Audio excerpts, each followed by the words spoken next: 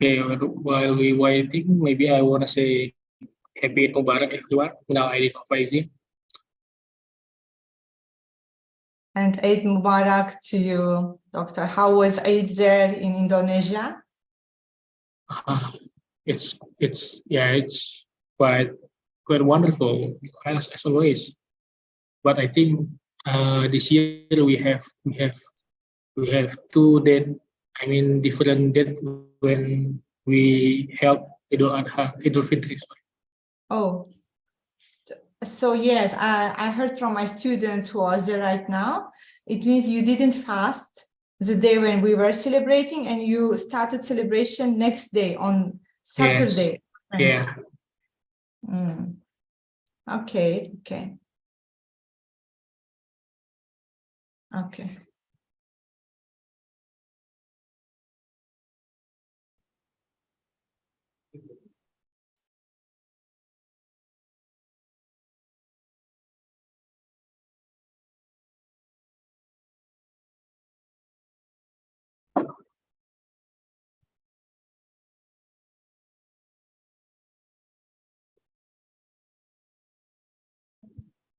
What in Turkey do they have the different day on celebrating also? No, same day. It was on Friday. It's Friday. So all of us celebrated on the same day. Friday 21st was Eid, first day of Eid, and in total we had 3 days, and we start working starting from Monday. From 24th was already office. We were in office. So what's the reason for these 2 days in Indonesia? Is there was problem with seeing the moon or something like that? Yeah, maybe for some occupation, but most of all start working again on Wednesday. But there are many students starting their study again on March. Oh, sorry, on May, on 2 or 3 May. I forgot, but yeah. Oh, now it's long holiday. Yes, long holiday for students like high school. I see. But most of all start on Wednesday. Okay, so I see. But students who are attending class today, they are in campus or on holiday right now? Actually, they have to start in campus, but several police give them exceptions, so they may conduct their study in home while celebrating Idul Fitri. I see. Okay, good. That's fine. Come on. And when is end of your spring semester, of your even semester? It's different semester. When it will end? On June 2023. 2023, because we are planning to visit Indonesia on July, 17 July. And actually, we are planning to conduct Olympiads, Islamic Finance Olympiads, together with Universitas Airlangga, Universitas Indonesia, and Universitas Muhammadiyah Yogyakarta, also USIM, University of Science Islam Malaysia, and our university. So, Doctor, we can invite your students as well to attend the competition. It will be international competition together with masterclass. Once our schedule is ready, I will share with you. So, are you far, like University of Sumatera Utara? It is located. How far you are from Jakarta? By airplane, it's about 2 hours, but by bus, it will take about 3 days. How many days? 3 days by bus. Wow, so far. Yeah. Okay, 2 hours by flight, mashallah. So let us discuss, because we will start from Universitas Airlangga first. Yes. And how far you are to Airlangga? Even farther. So, Even yes, Universitas Sumatera Utara, Universitas Indonesia, and then Universitas Airlangga. Airlangga is the farthest on Java. how far, like how many hours by flight?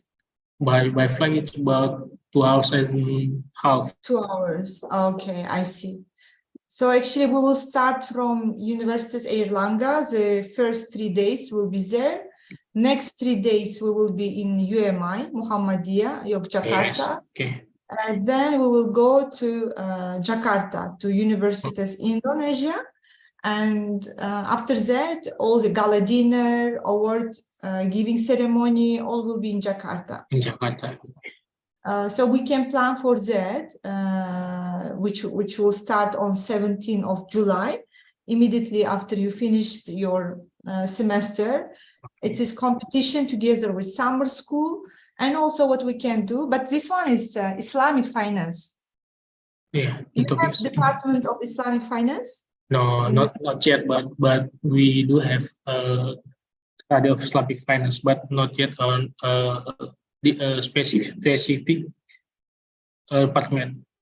I see. You have just courses of Islamic finance, Yes. right? Okay. So interested students actually can participate, at least summer school. Yeah. That will be a really interesting experience exchange. I think now we have how many students? 84? 85 and so move up. 87 now. Okay, 85 with us. Okay, maybe we can start while waiting. Okay. Alright. Assalamualaikum warahmatullahi wabarakatuh. Good afternoon, everyone. Good afternoon. It's good to see you again after a long break of 8.5.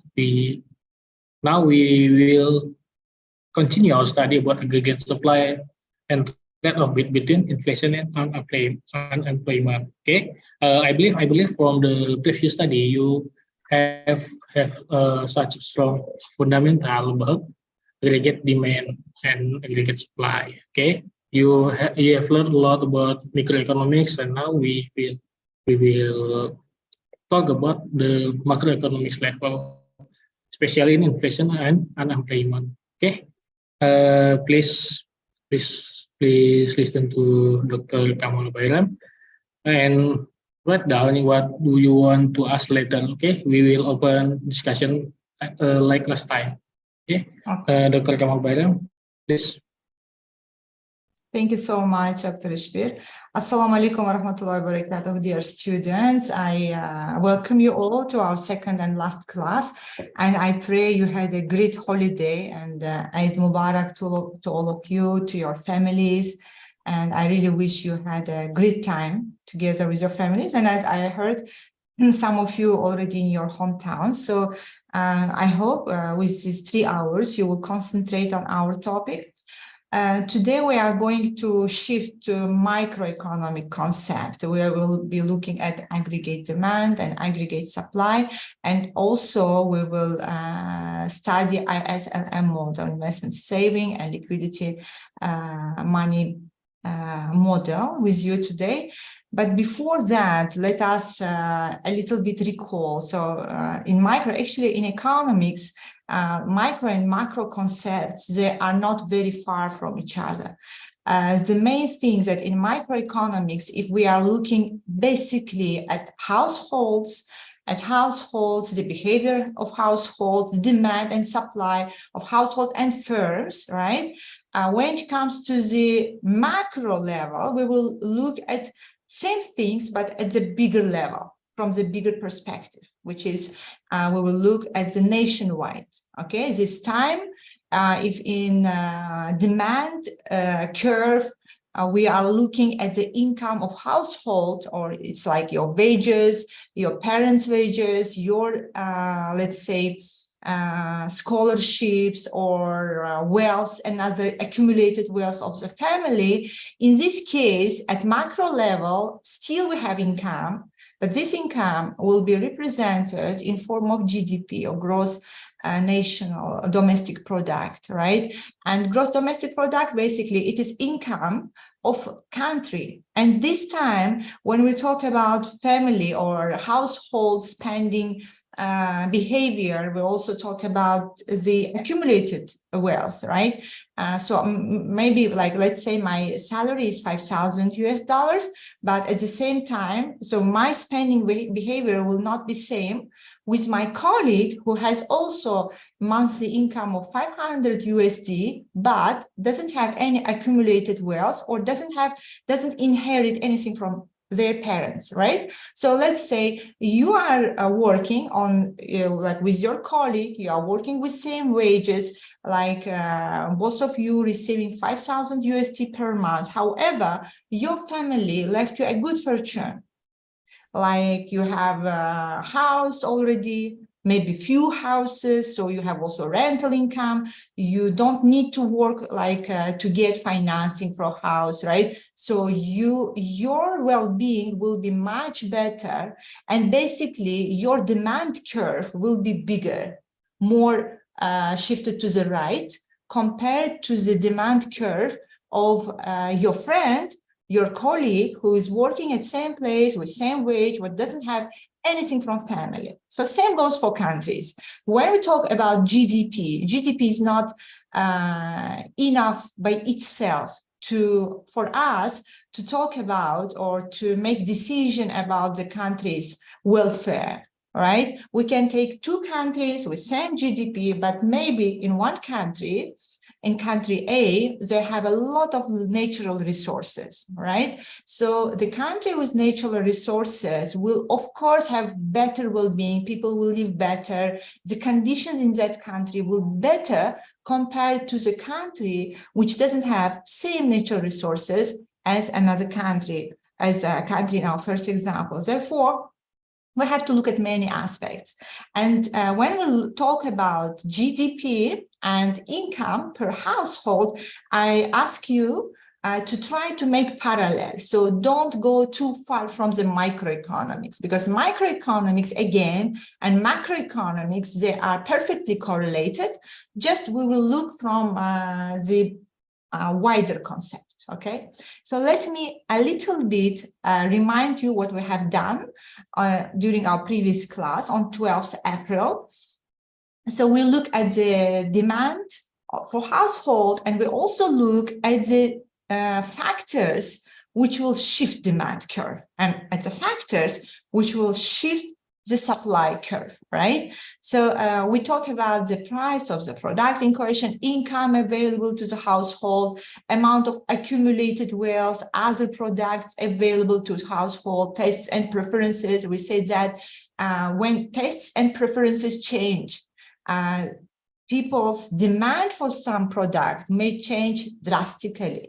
And the example we have given was the person who consumed meat every day, and suddenly this person became vegetarian, so he cut consumption of meat. Therefore, even though the meat will be given for free, he's not going to consume it, because normally traditional law of demand, actually, I would really love to have now Q&A with you, traditional like law of demand dictates that the lower is price, the higher is demand, or something, right? So let's say you are consuming coffee, the low price of coffee, more coffee you will consume.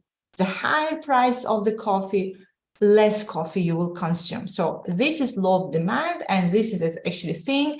And now we will look at the aggregate demand. This is at micro level. So aggregate demand, we will look at the macro level. The things will be same. So the changes in price of good will actually dictate how much of that good you are going to consume or you are not going to consume. However, price is not only factor. So when price changes, as we show in the previous class, we are going to move through the line, right, through the demand curve.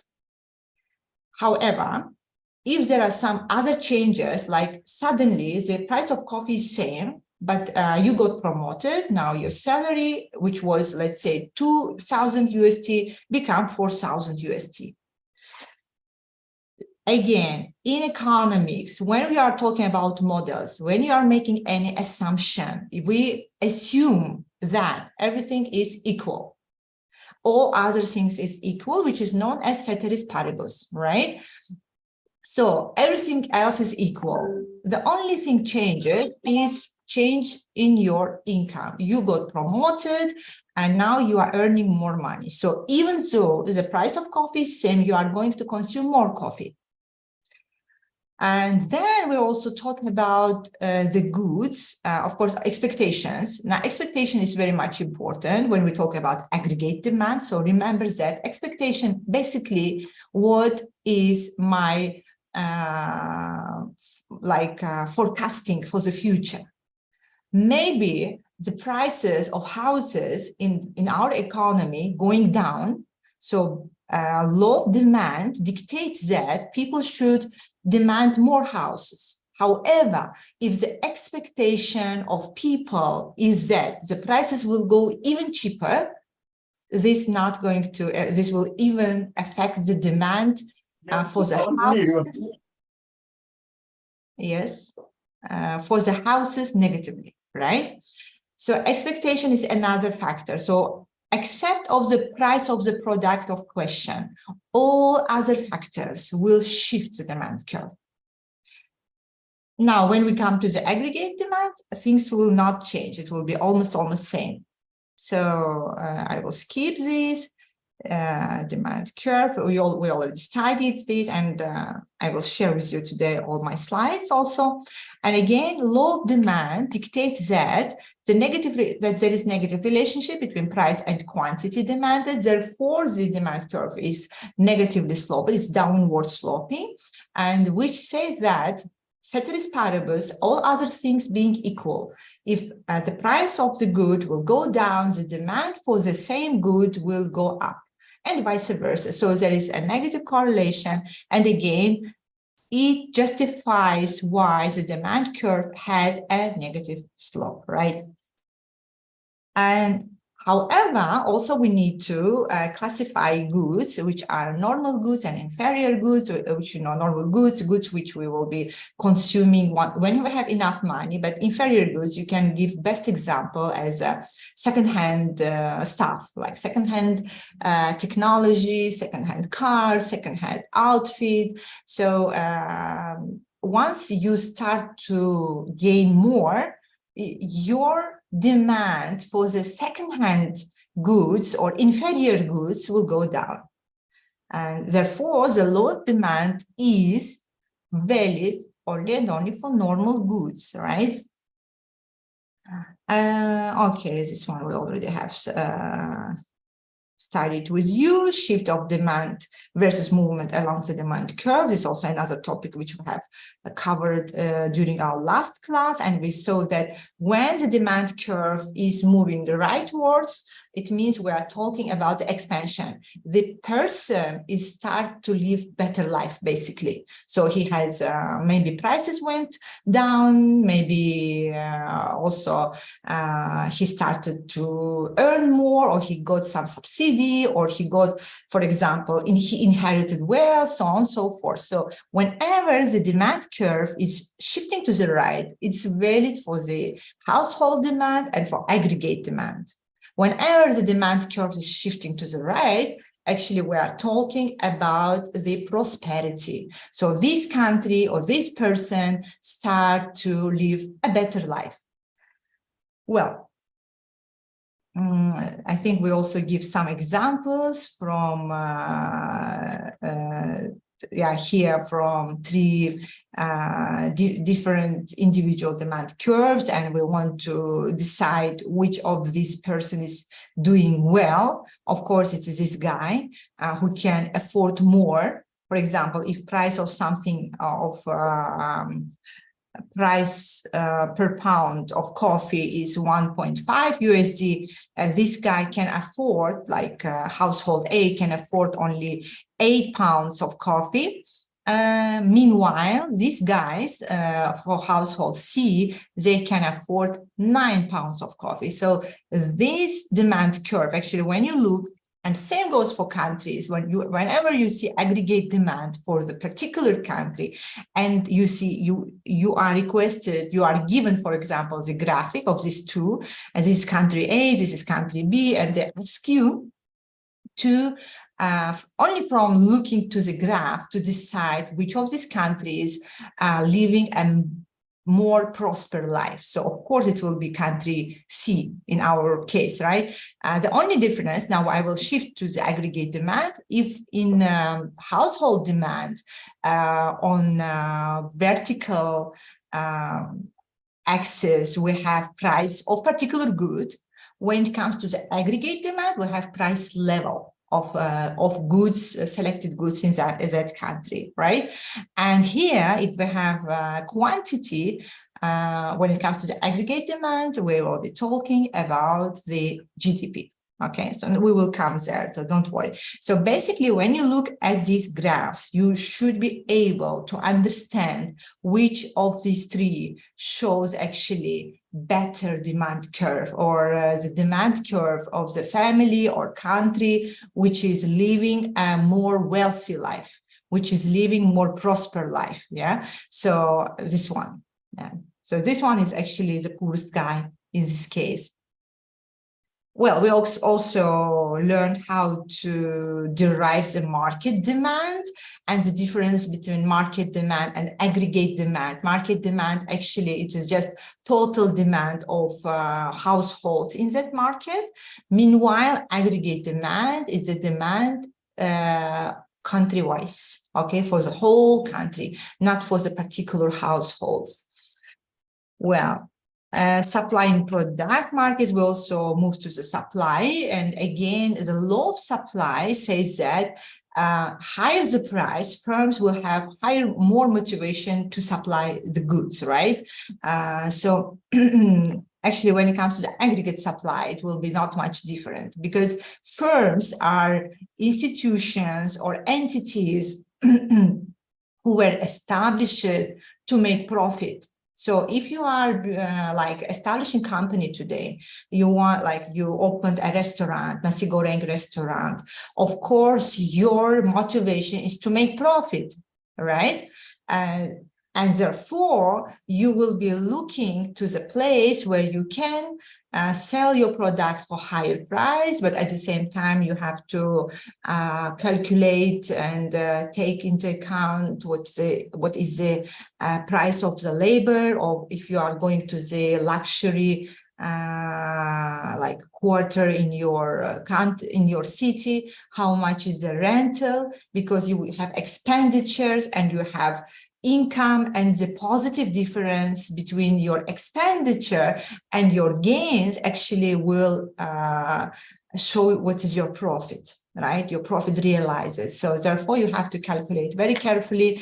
And if, for example, in some countries, there is some subsidies or kind of supports for female entrepreneurs, right? So if you are a female entrepreneur, your government will provide you tax incentives, so on and so forth. So, or for example, if you're an entrepreneur who is younger than 30 years old, there are some support from government in Turkey, for example. So you are not going to pay some taxes. So you have to calculate all of these when you are deciding to produce something. Because when we talk about supply at household level, at micro level, actually it is supply of companies, of firms, right? You are producing something and you want to make maximum gain. Again, if you think about the past when there was a trade on the Silk Road, right? And you see that, or you read about in your history books, that the price of some spices which are coming from China, from India, were equal in price to the gold, right? They were so much expensive. Why? Firstly, because the logistics was not easy. It was very difficult to deliver that product from one place to another place. And it was a very rare product. So you can manipulate the price, right? When product is rare, you can manipulate the price. When the product is too much, like it's everywhere. For example, I can give you an example of durian again. Since now we have a lot of people from Indonesia, in Turkey right now, they are students, basically, or those who are living here, working or married, also from Malaysia, and there's people also like me who stay a long time in Southeast Asia, and their tastes change it. Like normally, if you ask someone here in Turkey, would you like to eat durian? They will say no. But for the people like us who stays 10 years in Malaysia and develop the taste for durian, I'm ready to buy durian because now we have supply of frozen durian. See, and that supply is coming from the demand. So here we have now people who want to consume durian, right? And therefore, especially durian is coming from Indonesia, there is supply chain. Frozen durian, but it's so much expensive. It's so much expensive. You cannot compare with the price in Indonesia.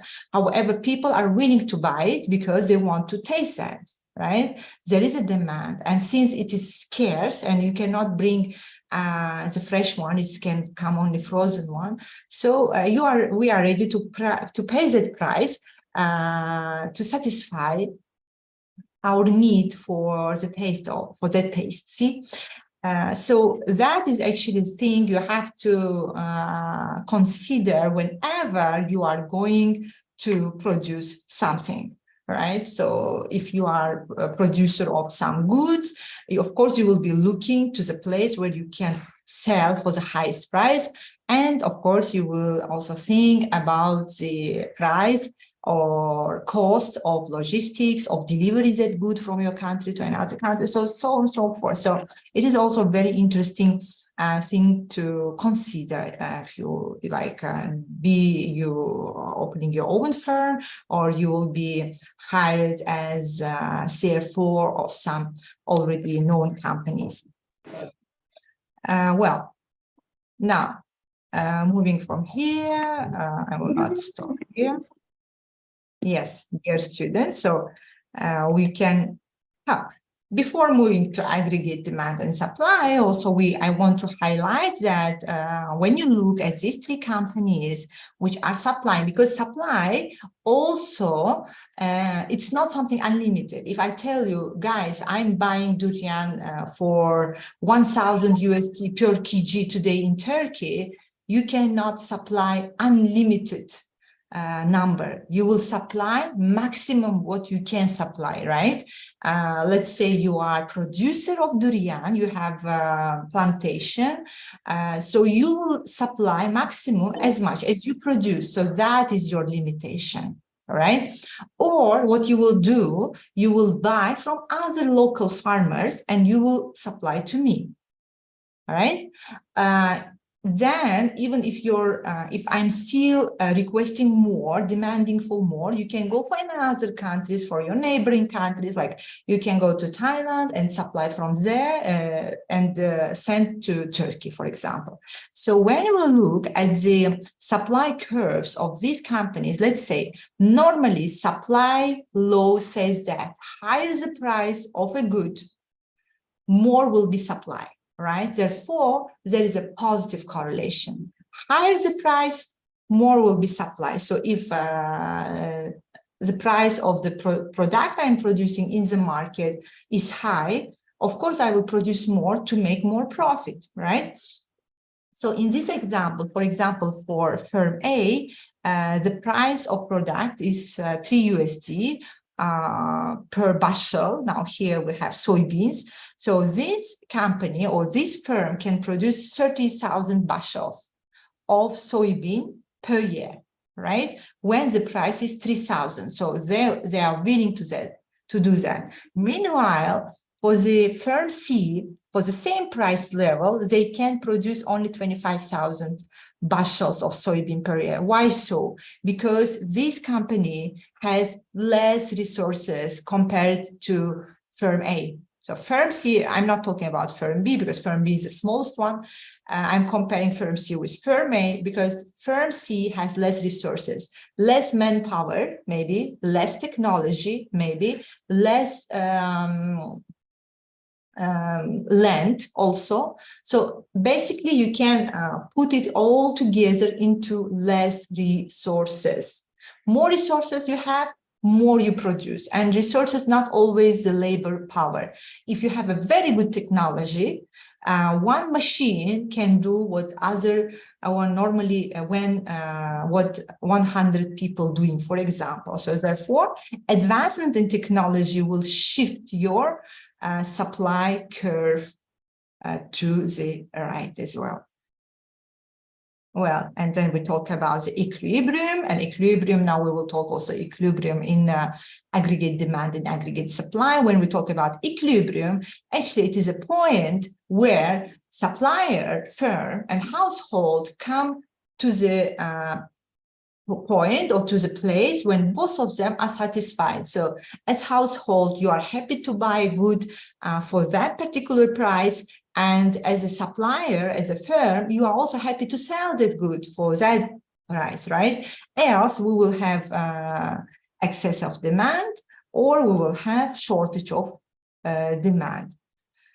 Okay.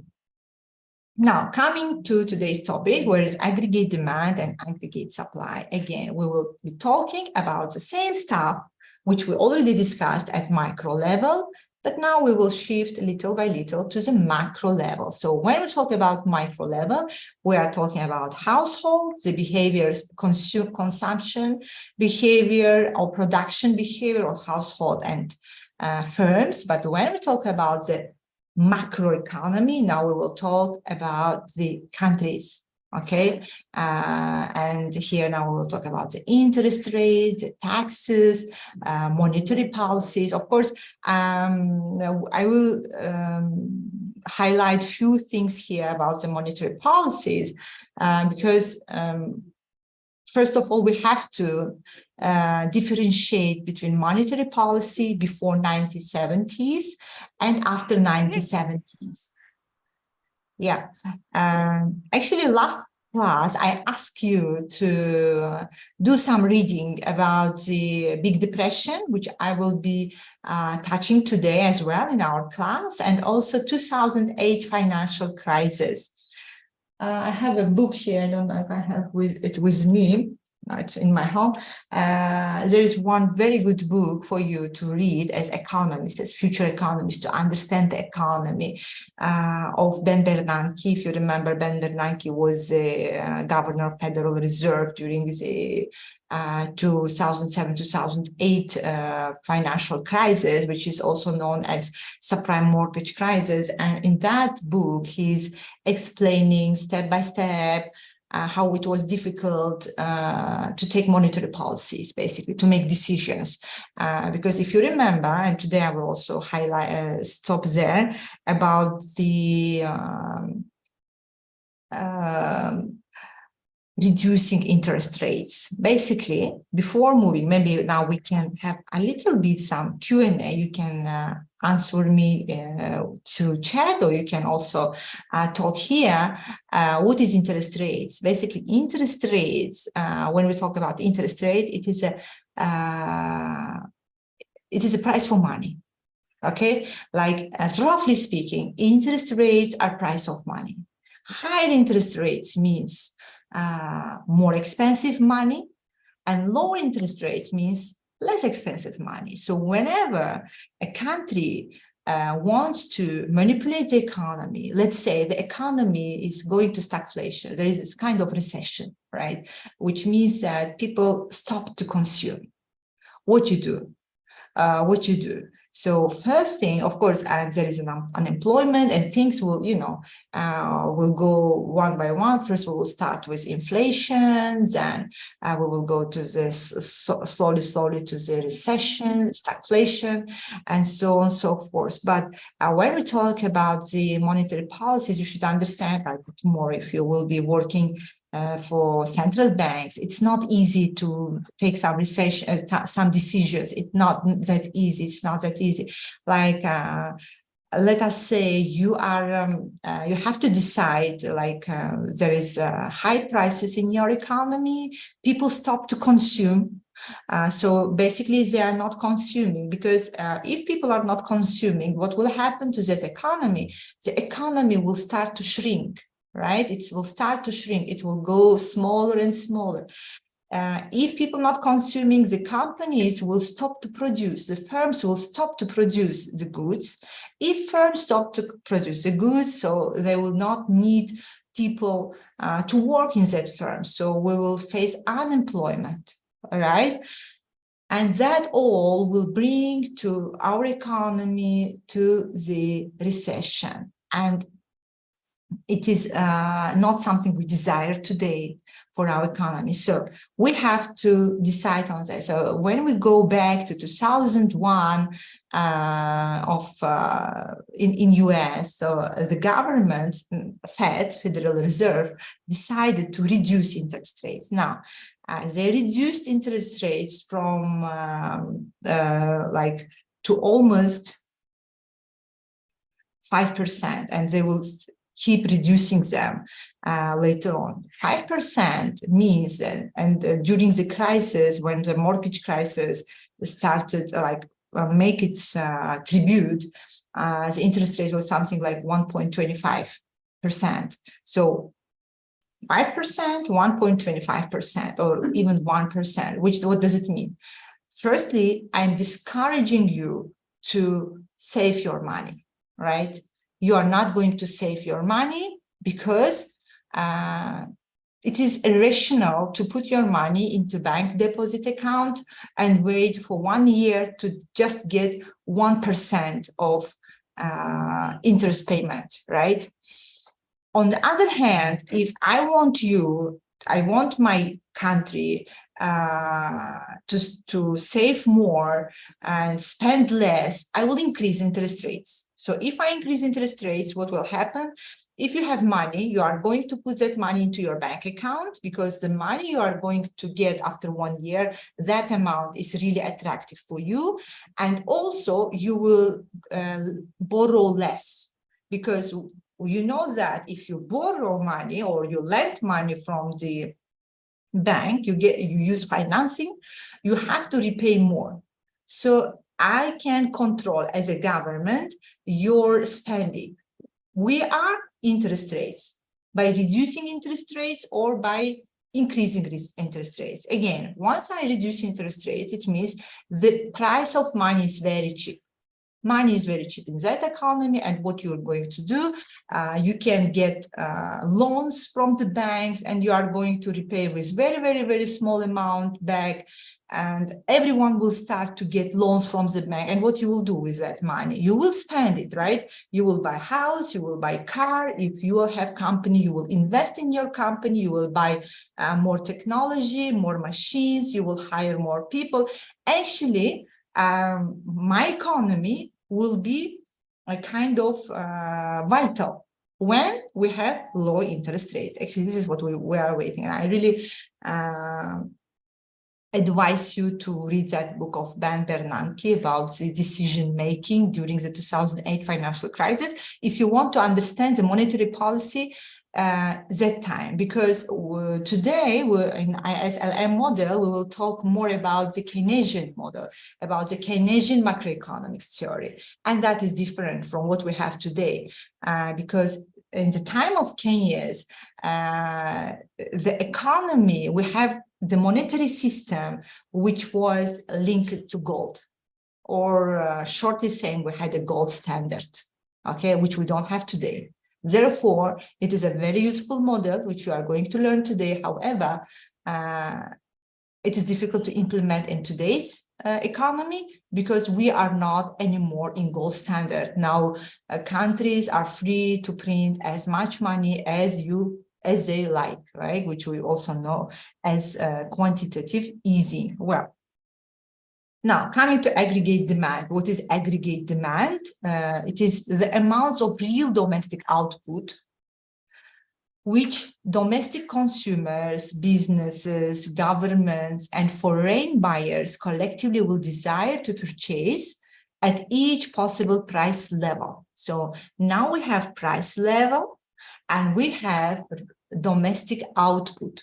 Okay, so we are looking not just to at the price of one good, but we are looking at the real domestic output and the price level of that goods.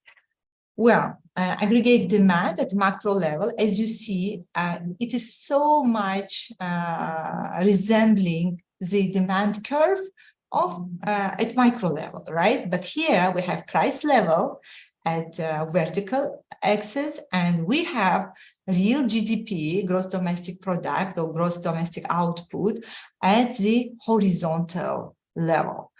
And this is actually aggregate demand, and it is again downward sloping. And the reason for that is same: higher the prices, less you buy, and less the prices, more you buy. But now we will be measuring the purchase power of the country, of whole nation, with GDP. Therefore, when we talk about GDP, like when you are reading statistics of countries by GDP, it is same like you are reading, I give you wages of 10 people, okay? So I provide you GDP of 10 countries or at macro level, or I provide you the pay slip of 10 individuals at micro level. So just looking at their pay slip, you can understand how much, how well is their life actually, how much they can spend, what a better life they can live, right? So you can compare between the person who is paid, whose pay slip, monthly pay slip is 10,000 USD and 1,000 versus 1,000 USD. You know that the guy who is receiving 10,000 USD per months, of course, will have a better life compared to the guy who is receiving 1,000 USD per month. So he can afford better schools for his kids. He can afford like international travels, so on and so forth. So many other things. He can afford to live in a better environment, to see better doctors, so many things. So actually, this is the same when it comes to the countries. When you compare the GDP of countries, you can also make decision on the level of prosperity in that particular country. Well, now demand curve at micro levels, and demand curve shows an inverse relationship between price and quantity demanded. So actually, this is what we call law of demand, right? If prices changes, then you would move along the demand curve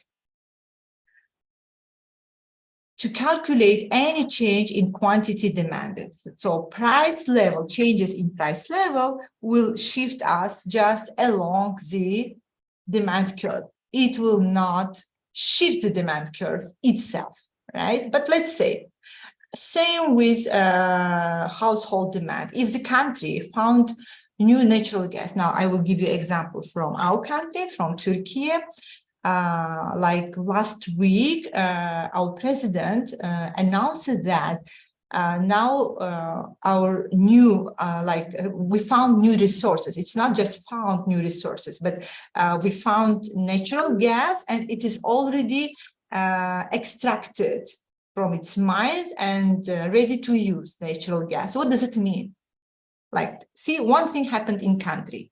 Normally, we pay a lot for the heating because, you know, Turkey is a country where we have severe winters, very cold winters. And during the winter, we need to heat our houses. You cannot stay without heating. And we pay a lot for heating, a lot. It's very much expensive. Why? Because until today, we were exporting we were importing our natural gas from other countries, such as Azerbaijan, such as Russia. So we were actually importing. And when you are importing some good, it is always and always more expensive for you. But now, so what will change? This is how show you how new natural reserves will shift your demand, aggregate demand curve. Now, our president announced that for the coming 1 year, the natural gas will be free for all households. It will be free for all households because now we have our own natural gas. So we explored and even started to use our own resources, right, which we were importing in the past, which means that now all households, none of the households will pay bills for natural gas. So it means that even so our salary is same, everything is same, we will have more money or more funds to spend. So the money which we were spending to pay our bills for natural gas, now we will spend for something else. Maybe we'll go for vacation, maybe we will buy more other goods. So it will actually add to our prosperity. Next level, let us say you had enough reserves of natural gas to supply all your country, and you have even more. So you start to export them to some other countries which doesn't have natural gas. So you will have to start income. So your country will get richer, right? The best example is Gulf countries like Saudi Arabia, United Arab Emirates. If you guys study history of United Arab Emirates, you will see that back in 1960s, there is nothing in that country. It's a country where you will find tents, camels, but look today. So why is this so? Because of their natural resources, which is oil, right? Which is oil. So they have petroleum, they have fuel, they have oil. So they explored that reserves in their country, and these countries are the richest countries in the world, just because they have these natural resources. It doesn't mean that their people are smarter, they are more hardworking. No, it's just compare with families. Like, for example, you are working hard, you got a very good education, but on the other hand, you have a relative or your friend who is very rich from his parents, right? It's the same. It's the same. So always and always, anything changes in wealth. This also you can compare to the wealth accumulated in micro level of demand to the macro level of demand. So why aggregate demand is downward sloping? The reason, again, same with the household demand at micro level, but again, it is real balances effect first, which because higher prices reduce real spending power. Prices and output are negatively related. Another example, now one of my students, he's from Kazakhstan. He's making his research. Now, our students requested to write final year project. I believe that same valid for your university. When you are final year student, you have to come up with the final year project, right? So again, my student is writing final year project with the topic of affordable vehicle financing. Affordable vehicle financing. Now, I want to show you how higher prices will reduce real spending power. We took countries as example in our example. One, of course, Turkey, then we have Kazakhstan, we have Qatar, and we have Malaysia. We have two more, but I will give you examples of these four. And actually, we are looking to the representative of the middle class in these countries. So who is the representatives of middle class? Is teachers, right? Like high school teachers. So we look at the level, like, let's say these high school teachers, they want to purchase car, and we also select a car which is produced somewhere else, not in that countries, to make our example homogeneous. Okay, so we choose Toyota Corolla, which is family car, and how much of their salary these teachers have to spend to buy this car. That is a question. One of the questions, okay.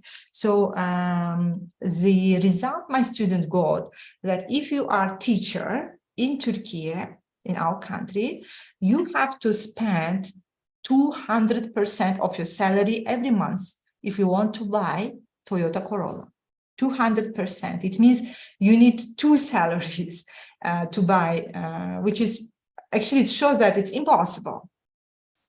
Now I will give you an example from other countries. In Kazakhstan, you need to spend 100% of your salary. So if you are a teacher in high school, and let's say you are not married yet, so you can spend all your salary to buy a car. So this is the thing. When it comes to Malaysia, to buy the same car, and again, I'm looking at the same level of people. Yeah, I'm looking at all these people are high school teachers, but they are living in different countries.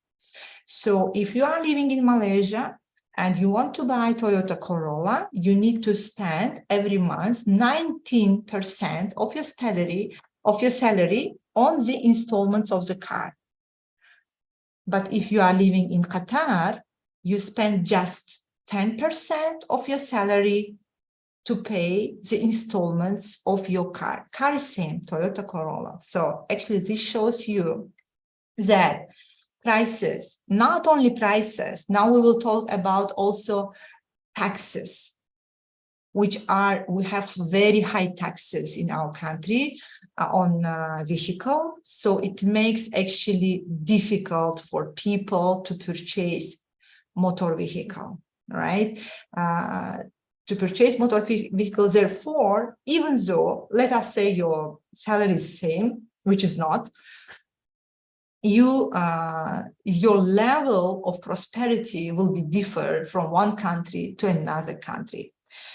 Well, another one, foreign purchase effects. These are all factors which explain why aggregate demand curve is downward sloping. When domestic prices are high, we will export less to foreign buyers and we will import more from foreign producers. Therefore, higher prices leads to less domestic output. Again, actually, when you look to the Chinese policy of export and import, China will keep its currency very low. Because when we talk about domestic prices are high, when the domestic prices will be high, when your currency is strong, right? For example, let us say, I am giving you a very hypothetical example, okay? Let us say 1 Turkish lira equals to 1 Indonesian rupiah. It's very hypothetical example. And I am exporting, also 1 Indonesian rupiah is also equals to 1 Malaysian ringgit. Okay, so this is hypothetical example. What I'm doing in Turkey, I'm importing goods from these two countries, from Indonesia and Malaysia. I'm importing, let's say, crude palm oil. Okay, like I have an ice cream factory, so I need palm oil to produce my ice cream, right?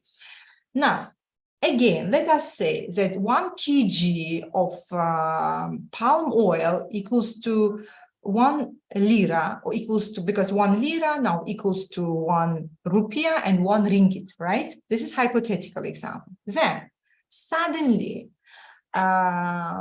currency in Malaysia appreciated. It's become more expensive. So if I want to buy 1 kg of palm oil from Malaysia, now I need to spend 2 lira per kg because the currency depreciated 2 times, for example. But if I want, but from Indonesia, I can buy still 1 kg from 1 lira because the currency of Indonesia is same.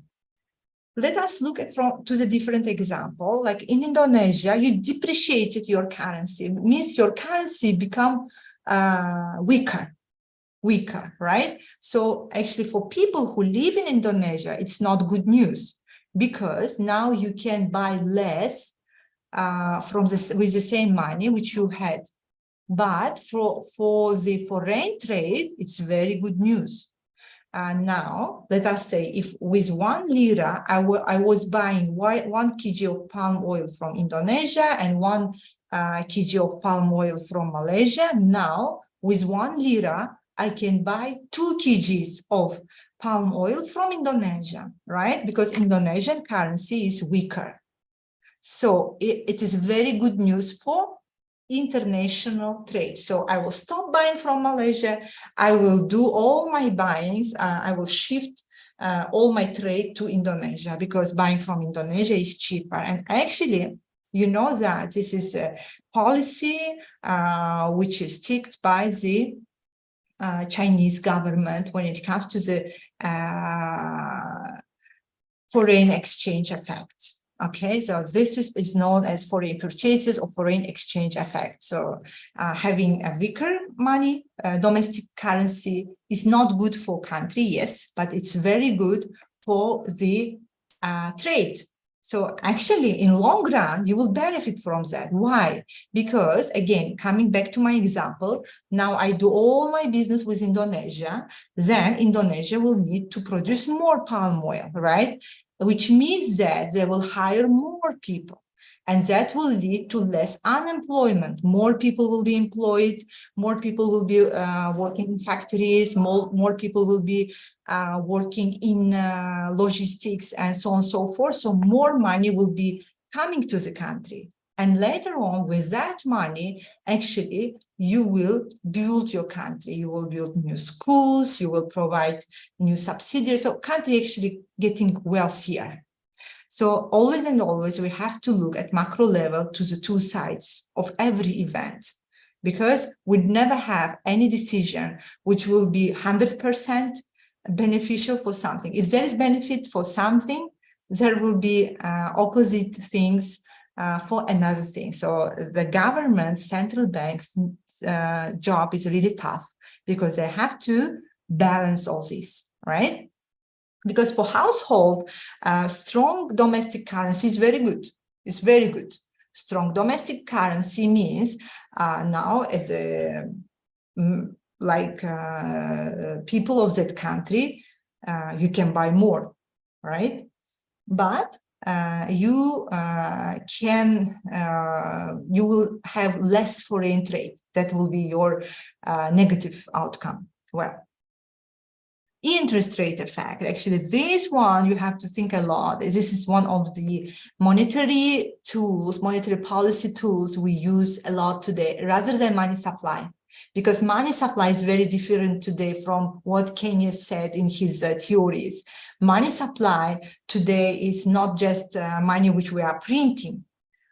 We have now today our banks are fractional reserve. We have fractional reserve banking system where banks basically can create money, right? So interest rate effect is higher prices lead to inflation, which leads to less borrowing and a lowering of real GDP. Now, this is important. Let us look again at this. Higher prices will lead to inflation, or vice versa. Actually, inflation means higher prices. Or inflation also, you can say that inflation is a situation when your purchase power is getting weaker. And inflation, again, it's not that, for example, I say that in my economy, suddenly the prices of houses went 2 times higher. It's not inflation. It's just in my economy, the prices for housing went higher. That's it. When we talk about inflation, there should be systematic increase in prices which people consume generally. It's increase in rents, increase in, let's say, education, increase in your consumption goods, in transportation, so on and so forth, okay? This is the only situation when we talk about inflation.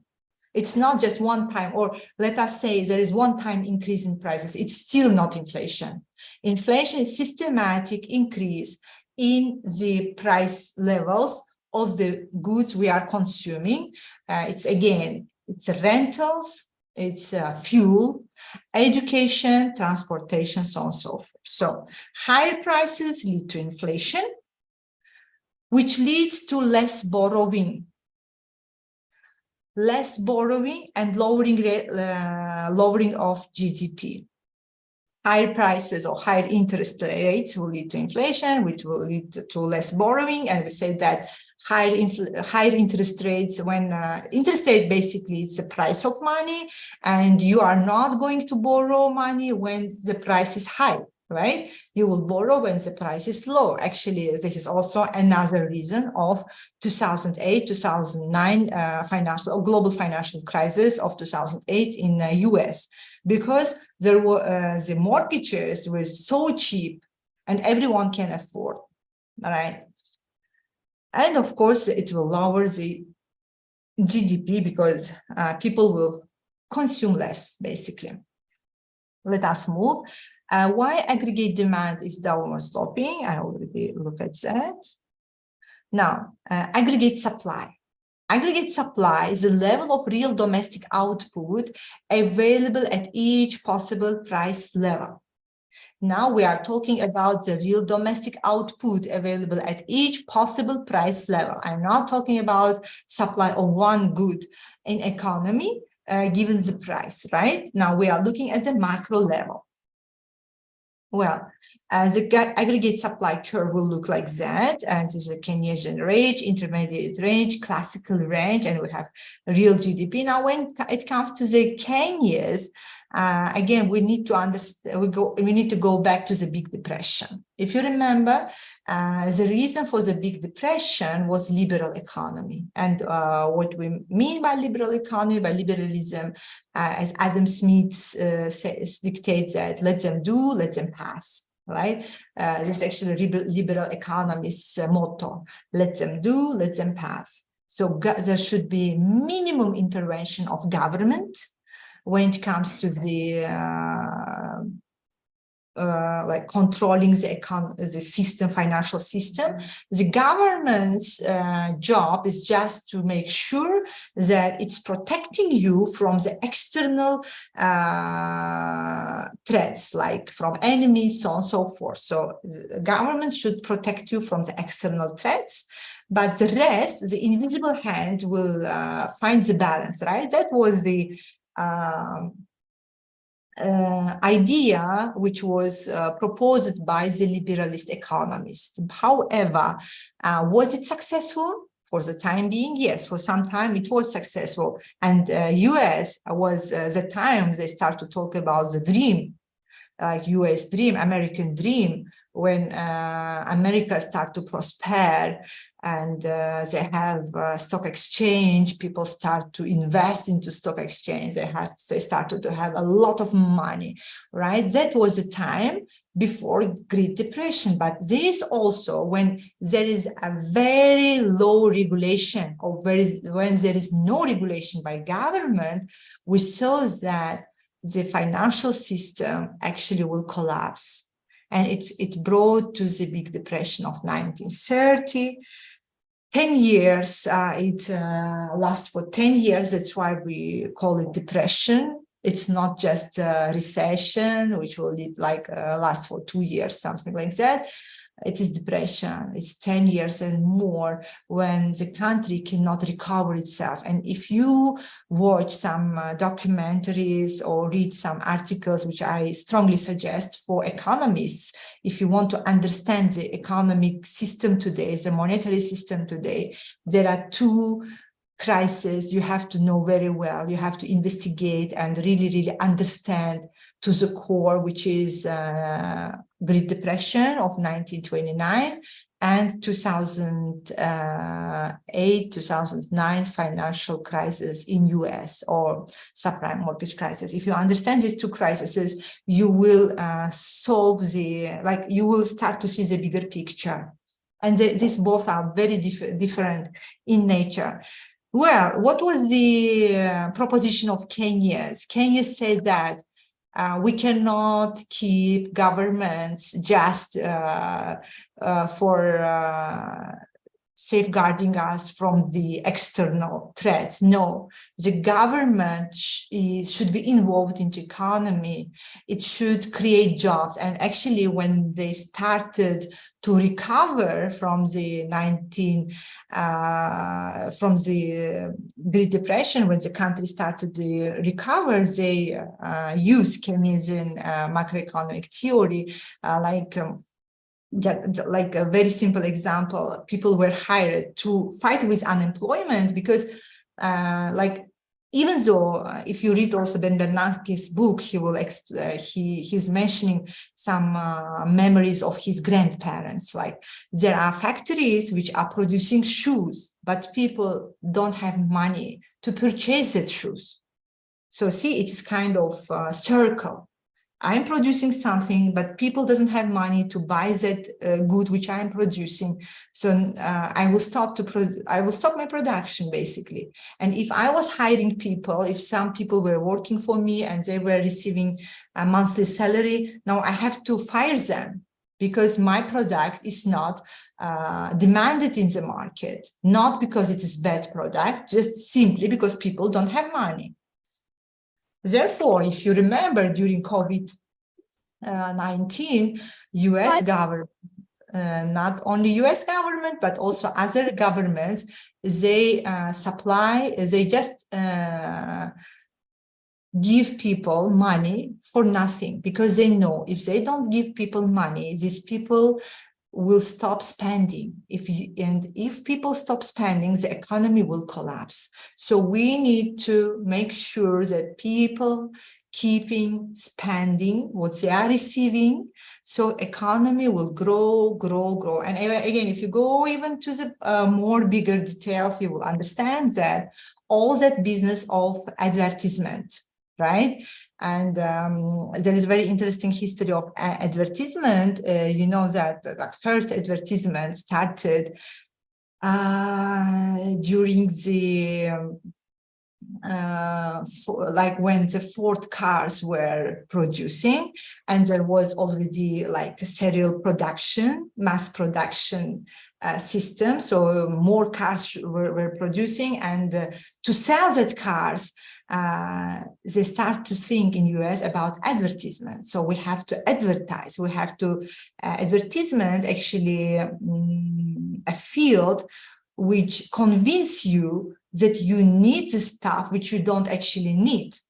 All right, like just look at the advertisements of shampoos, of anything. I will use the methods to convince you to buy that good. Like for shampoo, maybe I will say that now you will have very beautiful hair and you will be very much attractive. Or for watch, for example, I will convince you that once you put that watch, everyone will be admiring you. And actually, I will play on the basic needs of you, of the human being, which is a need to be admired, to be accepted, right? This is our basic needs. This is our fitra. So I will play on that. And business of advertisement is not innocent business. And before buying something, you have to think twice. And, you know, in Islamic finance, for example, in Islam generally, we categorize our needs like from zarura. You have to ask yourself, is it zarura? Is it something which is really I need? I cannot continue my life without it. Or it is hajia. It is something which will make my life easier. Or is it tahsiniya? Tahsiniya, which is like luxury. I'm just buying it to, like, I already have phone, but now I want to have the latest one, right? Latest iPhone. Why? Because I want to, I want to, when I see it among my friends, everyone say, wow, you have the latest iPhone. Something like that. So actually, advertisement business will use that.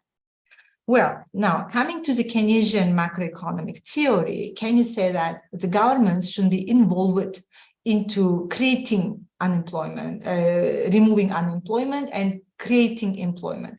So what they did when they were coming up from the Great Depression, government was hiring people to dig the land, soil, and then the other group of people will come and close that hole which first group digged, right? So basically, there is nothing really done, but there is some jobs, so people were kept busy.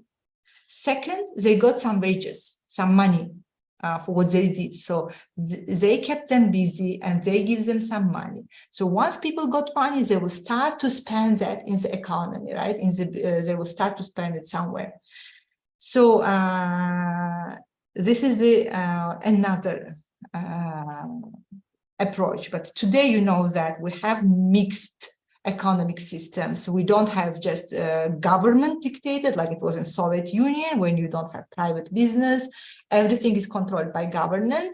And we don't have also the liberal system. We have something in the middle, which is a mix where we have government intervened, where government will provide some services like health service, education service, and also we will have private sector, right?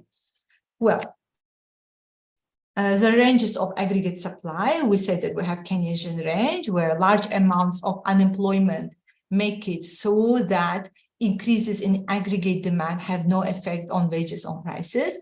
Classical range, full employment makes it so that increases in aggregate demand only increase wages on prices. And for intermediate range, some sectors of the economy reach full employment more quickly than others. Variables that shift aggregate demand. Now, when we talk about aggregate demand and aggregate supply, we basically talk about the price level, right? Or the changes in real GDP. So these are the factors, especially if price level changes, it will decide, you will move through the line. However, there are also variables that will shift the aggregate demand. Okay, if I ask you a question now, guys, we have 125 students. If I ask you a question, what were the factors which shift demand curve at micro level? Can you answer that, please, now? You can open your mic. You can also text me.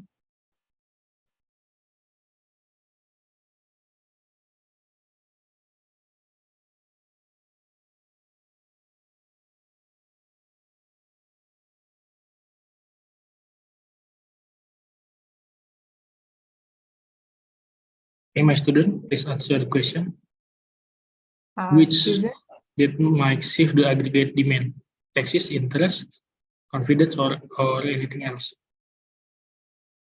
I think our students, maybe they're typing now. You can type, guys.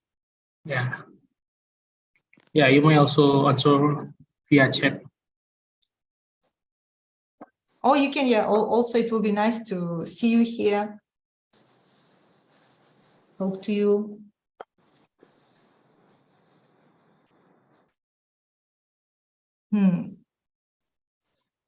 Okay, there is one answer, income of the people. Yeah, changes in income, correct. What else? We talk about more factors. One of them is changes in income. Let's say, yes, your salary get higher. Now you will buy more of the good, even the price is same. So that would shift your demand curve to the right. Vice versa. If your salary was cut, like there is a crisis in the country and the employer decided to cut the salary, right? Then of course your demand curve will shift to the left. So because now even prices are same, you will be able to buy less of the product. Income is one of the factors which Habib said, correct. What else? Any other things which you remember? I just also recalled at the beginning of this class. If you remember, we have also tastes and preferences, right? Taste and preferences. Taste and preferences basically was what? Was let's say again, you were consuming fish or some seafood every day, suddenly you got allergy on seafood. right? So even though the price is same, you are not going to consume seafood anymore. Or one example which I gave you last class was that from myself. Normally, I don't like durian. I cannot even stand the smell of durian before. But once I got pregnant, I started to crave for durian, and now I start to buy durian every day. That also changes in preferences, then also expectations, another factor, and changes in prices of goods, of other goods, also another factor. And if you remember, we have supplement goods, right? Complement goods, like we have goods which will complement your consumption of some good. For example, if the price of spaghetti will get cheaper, people will consume also more ketchup, because ketchup and spaghetti, they're complementary, right?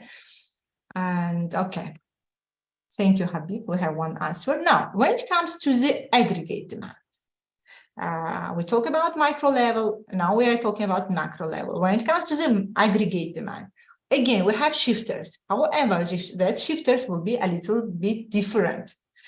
That would be taxes, one, interest rates, second, confidence in the future of economy, third, strength of the US dollar, first, and government spending. Okay, strength of the US dollar, you can consider it as a strength of your national currency, because this information from the US book. But if we are talking about the strength of the currency, we can say in general the strength of the national currency. Okay, so when it comes to taxes, when I talk about the taxes, reduction in taxes will actually shift by demand, aggregate demand curve to the right. However, if government suddenly decided to impose more taxes on some goods, again, I will give you an example of cars, right? Let us say, now, if you want to buy imported car, government says that they are increasing the taxes on imported car 100%. So if before you were paying, let's say, 50% of the car price, now you have to pay 150% to buy imported car. And actually, this is what's happening today in our country. Therefore, buying imported car, it's very difficult. But there are some countries which will not expose taxes on the imported car. So for people who are living there, their demand curve is showing more prosperity. Actually, it's more on the right compared to the countries where taxes are very high. So taxes have a very crucial decision on the spending power of people, okay? Less taxes give you actually more, it means more of your income left for you to spend. That is it.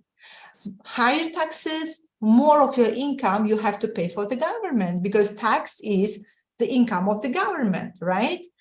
You know that governments can borrow money by issuing bonds.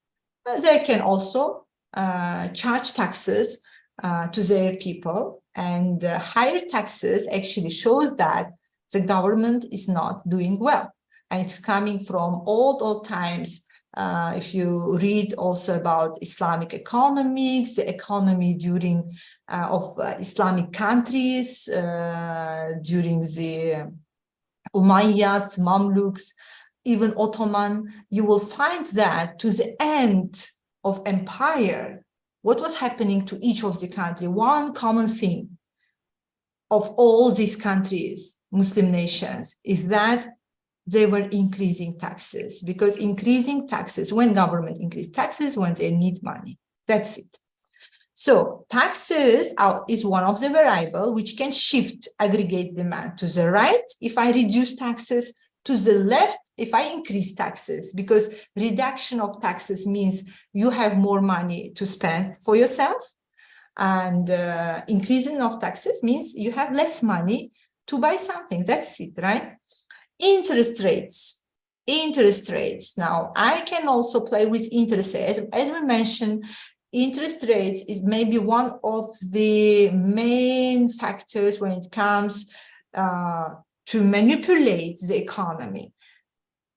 Low interest rates equals to cheap money. Low interest rates means more people will borrow from the banks, less people will keep in the banks. So they are demotivated to keep your money in the bank because I'm just giving you what?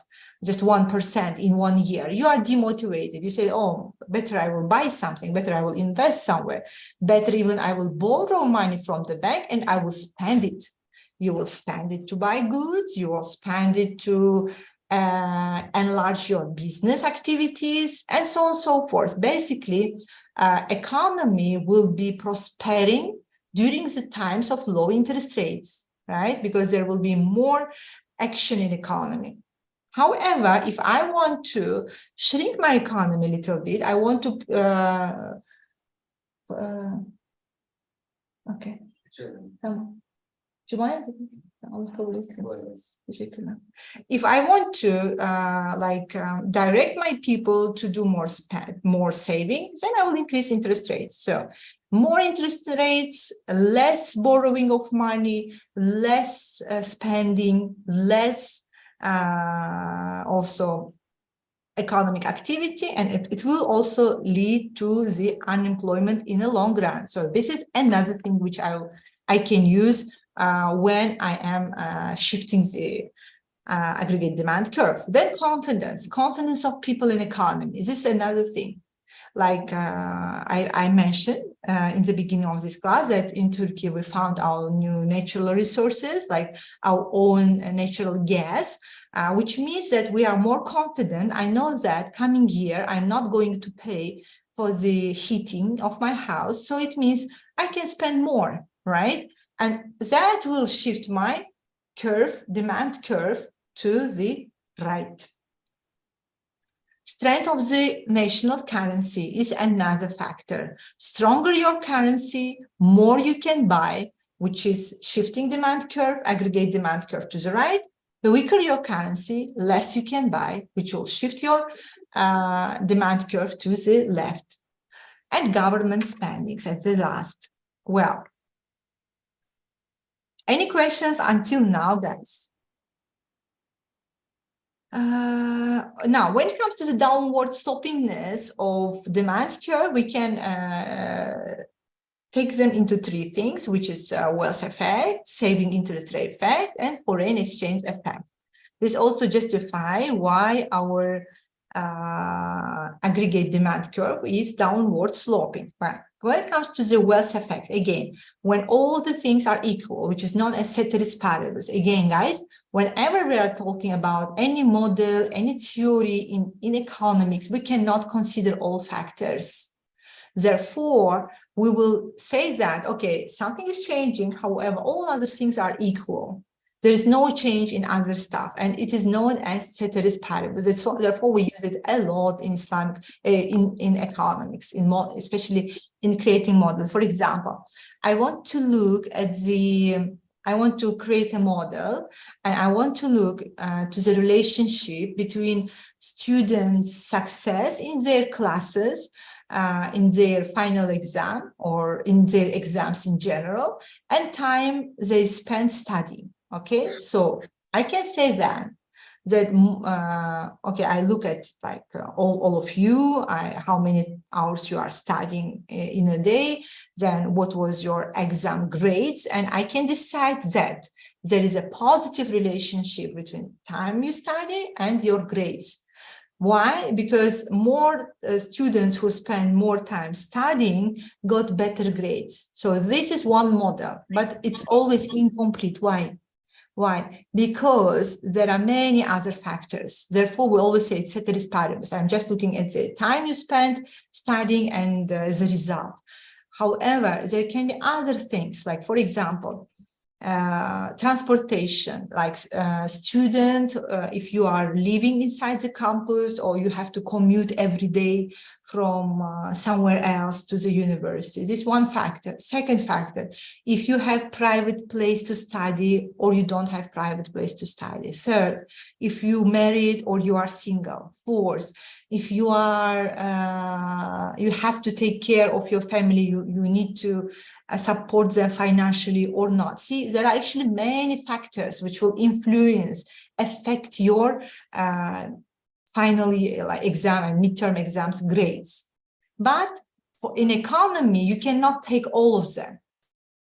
Therefore, you need just to take some one or two or three, and you say that ceteris paribus. Ceteris paribus means all other is equal, which I mentioned, meaning that guys, you have same living conditions, you have same state of health, everything is same. Only variable is time you spend for studying. Therefore, many economic theories or models have shortcomings. And actually today, especially for your generation, you know that we have another new phenomenon known as big data, right?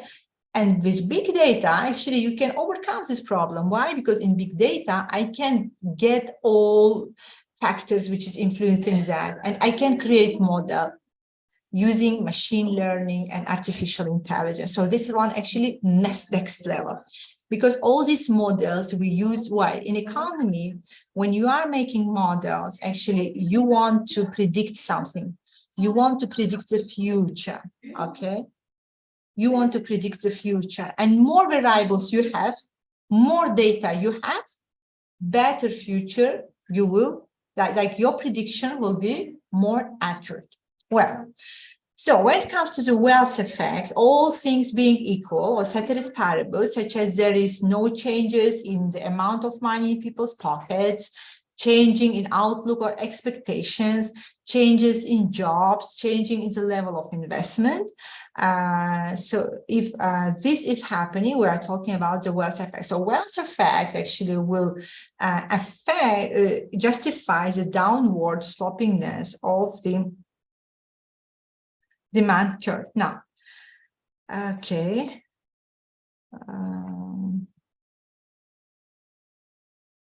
When it comes to the aggregate supply, when we talk about aggregate supply and the variables which shift aggregate supply, again, if we want to move during the aggregate supply curve, we just talk about price level. But when we are talking about the shift of aggregate supply, we talk more about the input prices, productivity, and government regulation. Again, government regulation will come in the form of monetary policy or tax reduction or increase.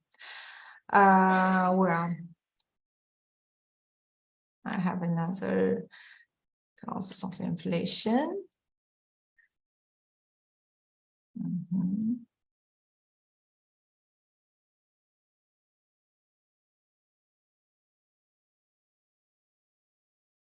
Well, now, if you have, do you have any questions up to now, or we will move to the ISLM model?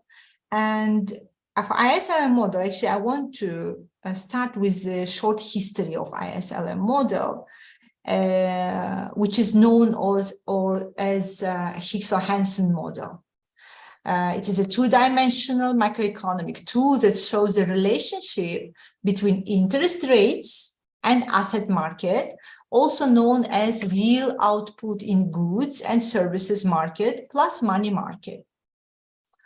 The intersection of the investment saving curve and liquidity preference and money supply or LM curves models general equilibrium, where supposed simultaneous equilibrium occur in both the goods and the asset markets. Yet two equivalent interpretations are possible. First, the ISLM model explains changes in national income when the price level is fixed in the short run. Okay. Second, ISLM model shows why an aggregate demand curve can shift. Hence, this tool is sometimes used not only to analyze economic fluctuations, but also to suggest potential levels for appropriate stabilization of prices. When you look to the inventors of developers of the model, it is John Hicks, which is in 1937, was later extended by Elvin Hansen, as a mathematical representation of Keynesian economic theory. And Hansen was one of the defenders of Keynesian economic theory, macroeconomic theory in US. Between the 1940s and mid-1970s, it was the leading framework of the macroeconomic analysis. Now, here we have to stop, and I want to justify you why between this time range and why actually today we use the model, but it is more theoretical. We use it in classes, like for students, right? But rarely we can implement in real life. So what is special between 1940s and mid-1970s? This is a question for you. Can you tell me what was the special, or what is the feature of this time range between 1940s and 1970s, and why this framework was the leading framework of macroeconomic analysis that years?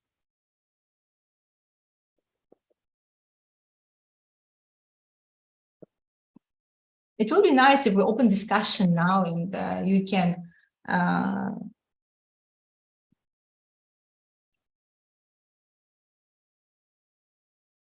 share your inputs.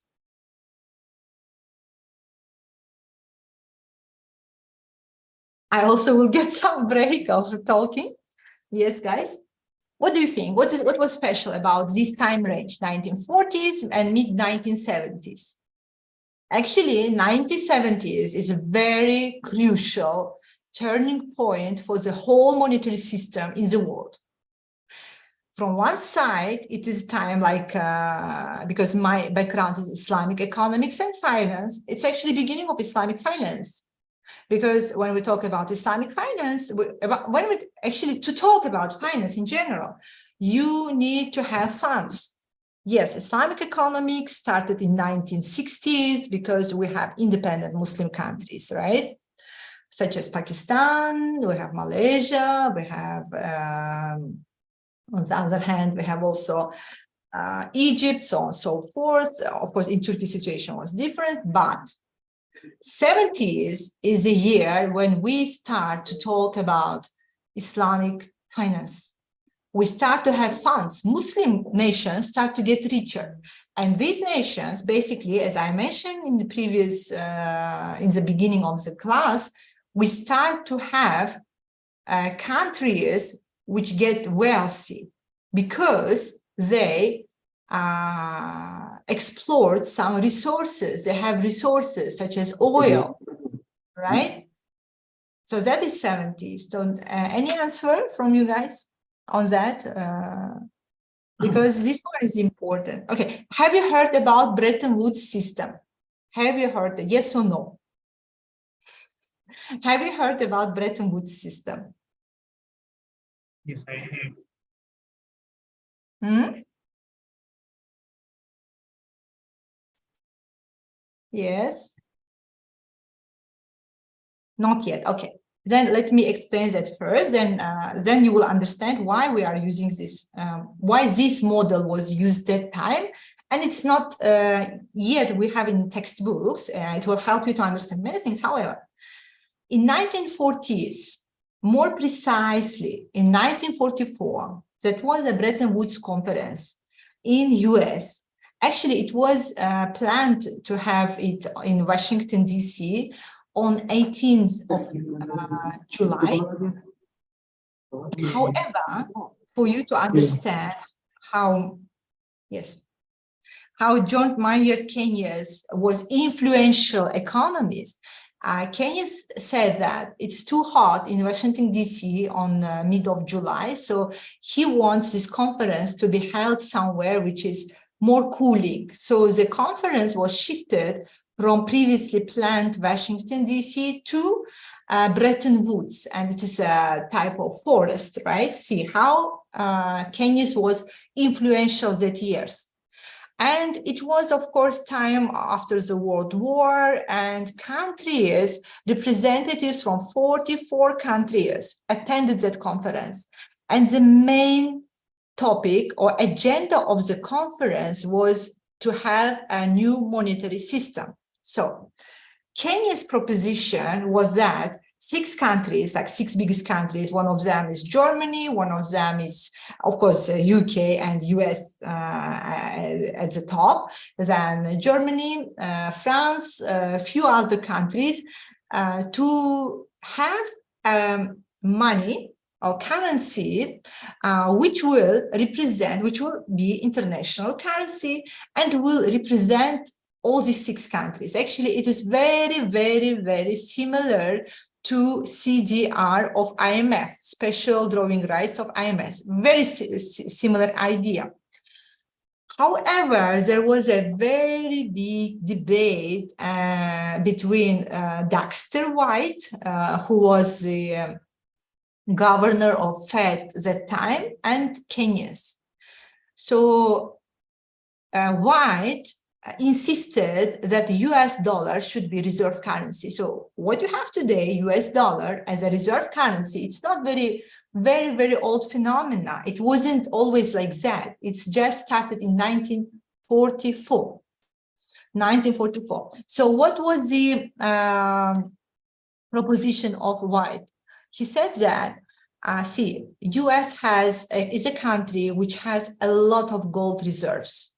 At that time, it was said that US gold reserve was equal to 20,000 metric tons. So, and consider that the rest of the world just came from the war, and US was not affected by the way. So, and he said, we propose that we will, if we make US currency as reserve currency or international currency, every USD will be backed with gold, with real gold. That's why we call this time between 90s to 70s gold standard. When, if you want to print more USD, you need to have more gold reserves, else you cannot print. And the amount was like 1 ounce of gold, 3 ounces of gold equals to 30 USD. It was almost equal, like 1 gram of gold equals to 1 USD. So basically, if I'm giving you US dollar, like I don't have it with me, but like if I'm giving you $1 US and you are holding in different country, and if you come to my Federal Reserve of US and you present this 1 USD to me, in exchange, I need to give you 1 gram of gold. That was the initial agreement. That's why we call it Bretton Woods system or gold system. It was very logical system, yes. So after that, US dollar, all countries, like if you check the reserves of Turkey, if you check the reserves of Indonesian Central Bank, if you Bank Indonesia, if you check the reserve of Bank Negara Malaysia, if you check the reserves of State Bank of Pakistan or any other country, and like Monetary Agency of Saudi Arabia, so on and so forth, you will find that the main component of reserves is USD, like all of us keeping USD. Why? Because USD is international money. We use it in international trade. Like today, if you are coming, you decided to travel somewhere, you will not keep with you rupiah, right? Like if you come to Turkey and you want to buy something and you present me rupiah, I'm not going to sell you my good. Why? Because rupiah is not international currency. Vice versa, and the same, likewise, if I come to Indonesia, let's say you have a restaurant, again, nasi goreng, I feel like I really miss nasi goreng. I'm coming to your restaurant and I'm giving you, let's say, Turkish lira. You will tell me, okay, what's this? I don't know this money. And if you take it from me, you will not be able to spend it somewhere, right? You are not going to accept my money. Therefore, when we travel, but if I present you USD in your restaurant, or if you come to Turkey and you want to buy something in bazaar using USD, you will be able to do that. That's it. Why? Because USD is an international money. international reserve money. And when it started to have that position in 1944, before that, USD doesn't have that position, no. So in 1944, all countries attending the conference, Bretton Woods conference, 44 countries, by the way, and for information, Russia withdrew itself. They didn't like that system, and that was already Soviet time in Russia. But other countries, they accepted it. But the battle, there is a very good book. I really suggest you to read Battle of Bretton Woods. If you want to understand this system, you need to read this book, because the Battle of Bretton Woods actually is this battle between two countries. It is US and UK, two most powerful countries of that time. Okay, so they basically dictated the monetary system of today, and John Maynard Keynes, he lost. His idea wasn't accepted. Idea of Dexter White was accepted, so USD is international money since then. So why until 1970? What's special about 1970? Now, when this system was accepted, then it was said that if you want to print more dollars, right, you need to have new gold reserves. You cannot print money, US dollar, especially, which is international money now, if you don't have enough reserves. So if you find new gold reserves, you can print it. If you don't have it, you cannot print it. That's it. So printing money, actually, one of the things which government can do to increase its purchase power, right? So I print money, I pay the wages of people who are working for government, right? So what's happening? This time, US was involved into Vietnam War, and war, as you know, needs a lot of financing, right? During the times of President Nixon, US started to print a lot of money without, even though they don't have gold reserves. So some countries was unhappy with that. And one of those countries is France. France mentioned that they will send all their US dollars, which they are holding in their central bank reserves, and they want to get back their gold. That's it. So where I'm sending you, as you promised me, I'm sending you your USD, and please give my gold back. That was the condition of France.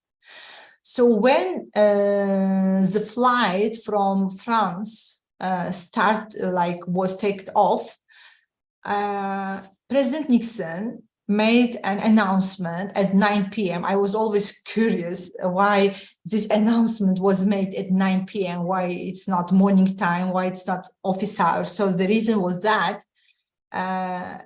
before the plane landed to US, they made this agreement, this announcement, and it is known also in economy as Nixon shock.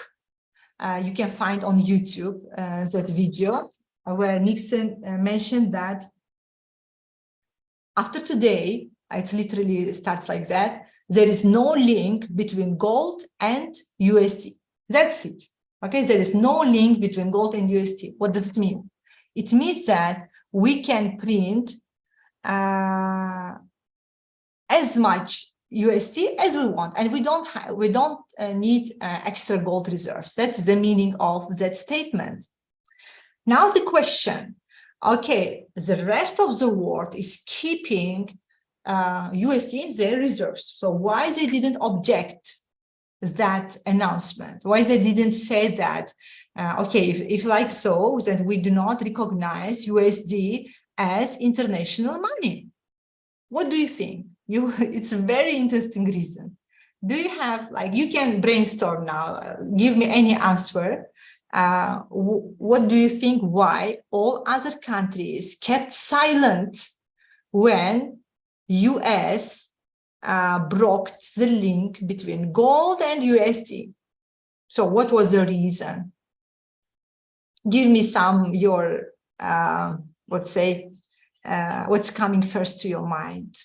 Like I'm telling you guys, you were I was giving you some paper as money, and I told you this paper actually backed with gold. And now I'm telling you, no, there is no link. Whatever you have is just paper, but you still keeping my money. You are not telling me I don't want that. We are abandoning this system. No, none of these countries abandoned this system. The system still continues up to date.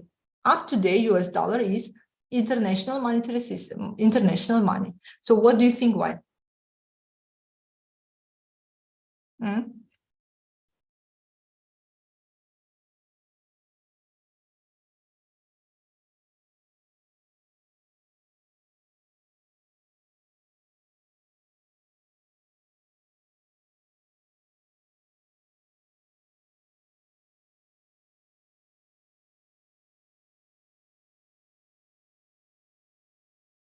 No answer. Just tell me anything. Like, what do you think? What would be your like proposition in this point? Because it was very interesting. Actually, this question was asked us when we were doing our PhD by our lecturer. And we give very interesting answers, by the way, and all of them were wrong. Okay. I wish I learned this at your age. Yeah.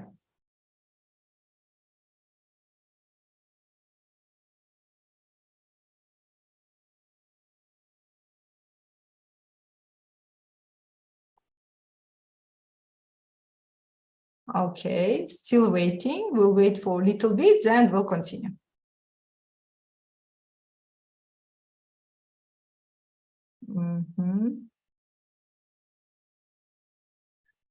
Then continue. Okay. Why? Because now this is very much linked with the petrodollar, with the notion known as petrodollar, because that time, it was a time when we went for industrialization. The whole world went for the industrialization. And once you started industrialization, you need fuel. And that fuel was oil, petroleum, right? So US, before abandoning the link between gold and US dollar, they made an agreement with Saudi Arabia. And Saudi Arabia is the biggest exporter of oil, right? Of petroleum. So they made an agreement with Saudi Arabia that Saudi Arabia is not going to sell its oil for any other currency but USD. So every country needs oil, and all of them need to buy oil. So to buy that oil, they need USD, right? So after that, after 70s, actually, we started new era. And it was in 1971, 15th of August, when Nixon made his announcement. So after that time, we started to have a very new monetary system, which is where US is free to print as much USD paper as they want. And a reason for that it secured Saudi Arabia. Now question, why Saudi Arabia was agreed for that? Because there was a promise by US government that they will protect Saudi Arabia, Kingdom of Saudi Arabia, against any external threats if they will keep selling the oil for USD. That's it. Actually, it's very simple and very complicated at the same time. Okay. Now, what will happen? I will give you two examples from what happened to other countries. If you remember, to beginning of 2000, end of 1990, maybe you were just born that time. We started to talk about the new money, which will be equivalent to USD, which is euro. All right. However, euro never got the same position as USD. And for euro, actually, in Iraq, at that time, Saddam Hussein said that he's going to sell his oil, not Iraqi oil, not for USD, but for oil, and he was executed, if you remember. Another example is Gaddafi from Libya, where he decided to sell his oil for gold, not for USD, and you know what happened to him. He was also executed. So it is a new monetary system. And after that, we know USD as petrodollar. There is no gold link anymore. So therefore, when we talk about ISLM model, basically we are talking about this time range, 40s and 70s, because after 70s, we have totally new monetary system where money can be printed freely. There is no need to have gold reserves to print new money, right? Well,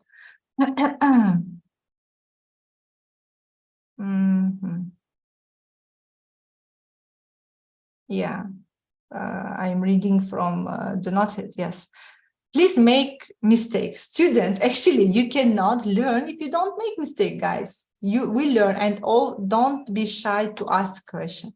The biggest mistake you will make in your life if you're shy to ask questions. By asking, you are students, it's normal. We do not expect you to know everything. We are here to teach you, right? And there are many things we don't know. We are learning still, right? There is no one in this world who will know all the knowledge. So please be free to ask. And I would be really happy to hear from you, like your experiences, your parents' experiences about the economy, because economy itself is a very interesting subject. Well, now coming to the monetary policy. So we talk about monetary policy. The institution responsible for the monetary policy is central banks. So central bank, which is like Bank Indonesia, Central Bank of Turkey, Bank Negara Malaysia. So it's central banks, basically, they are responsible for the monetary policy in the country. So in the past, central banks used monetary targeting. Now they tend to use inflation targeting. Now we have to understand that. In the past, there was monetary targeting, which is 1940s, 1970s. Therefore, this model is more valid for that time, right? Today, we have inflation targeting. If you know that banks, central bank will have a target, like for developed countries, the target, inflation target is 2%. Inflation, you may see inflation as something not very good, something negative. However, deflation, which is if inflation is increasing prices, deflation is decreasing prices. Deflation can have worse consequences compared to inflation, because deflation means prices going down. If you remember from the equilibrium, demand-supply equilibrium, if prices going down, it means there is less demand. There is less demand, so firms are happy to sell their stuff for less. However, that will not continue for a long time. There will be new equilibrium where will be less supply and less demand. Less supply. Okay, mana yang muka gue? Muka gue nggak ada, weh. Okay. Okay, students want to talk. Tamam. So it means that when there is new equilibrium, which is smaller economy now, there will be less jobs. So the biggest problem in deflation is unemployment. It's like, and it can become a trap, like it became in Japan. So inflation today, all central banks will target an inflation. Again, for developed countries, it's 2%, at least 2%. So for your economy to keep growing, your inflation should be 2%, because inflation means also increase in wages, so on and so forth. So this class is based on the assumption that central banks use monetary targeting, since it makes the concept in this class easier to understand. So in this class, I mean, when we are studying ISLM model, you have to keep in mind that the central banks use monetary targeting, which is not true today, guys. Today, we don't have monetary targeting like in past. Therefore, we say that this model is valid for 40s and 70s, and I explain you the reason. Actually, if you are going to sit for exam after my class, I will ask you to explain why, because you should know answers for why rather than memorizing. You should be able to analyze and write. So try, once this class is finished, try to take notes about what you remember from this class and analyze and read. Always have additional reading. Like today I mentioned few books. I really advise you to read that books. So, however, it is important to keep in the back of your mind that inflation targeting is the most common current practice, okay? What are central banks doing today? Basically, they are going for inflation targeting. Well, now, when you look to the ISLM model, to derive the IS curve, investment saving curve, we focus on the investment component of the aggregate income and start with the investment demand schedule. So this one is investment demand schedule. Okay, so we have interest rates on the horizontal line, on the vertical line. And we have also investment on the horizontal line. This shows how a decrease in interest rates leads to increase in investment. So we said that interest rates is price for money, right? Less interest rates, lower interest rates means cheaper money, which means people will borrow more and invest it more somewhere, spend or invest. So if you are a firm owner of the firm, you are going to invest. If you are a normal household, you are going to spend. But both of them will be interlinked, because if I'm producing something more and there is no demand for my production, I'm not going to produce. So let us look at this example. So at the beginning, we have interest rates at the level of 10%. Okay, so that was my initial interest rates. And that time, my investment level was 150. Okay, where 10% investment level was 150. Now I am reducing interest rates as a government, as a central bank. I want to have more investment in my country.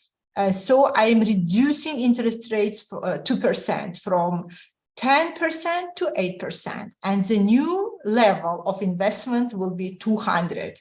So delta, which is changes, is 50. So means that by reducing interest rates by 2% or 200 basis points, I'm increasing my investment by 50. Okay. Well, now, okay, this is an example. Deriving the investment saving curve. Now we look, since investment is part of autonomous demand, the increase in investment of 50, yeah, like in our previous example, leads to an increase in autonomous demand of 50. Okay, so I invested more, so demand also increased by 50. So we have aggregate demand here, and we have Y. Y is real GDP. So it is increased also by 50.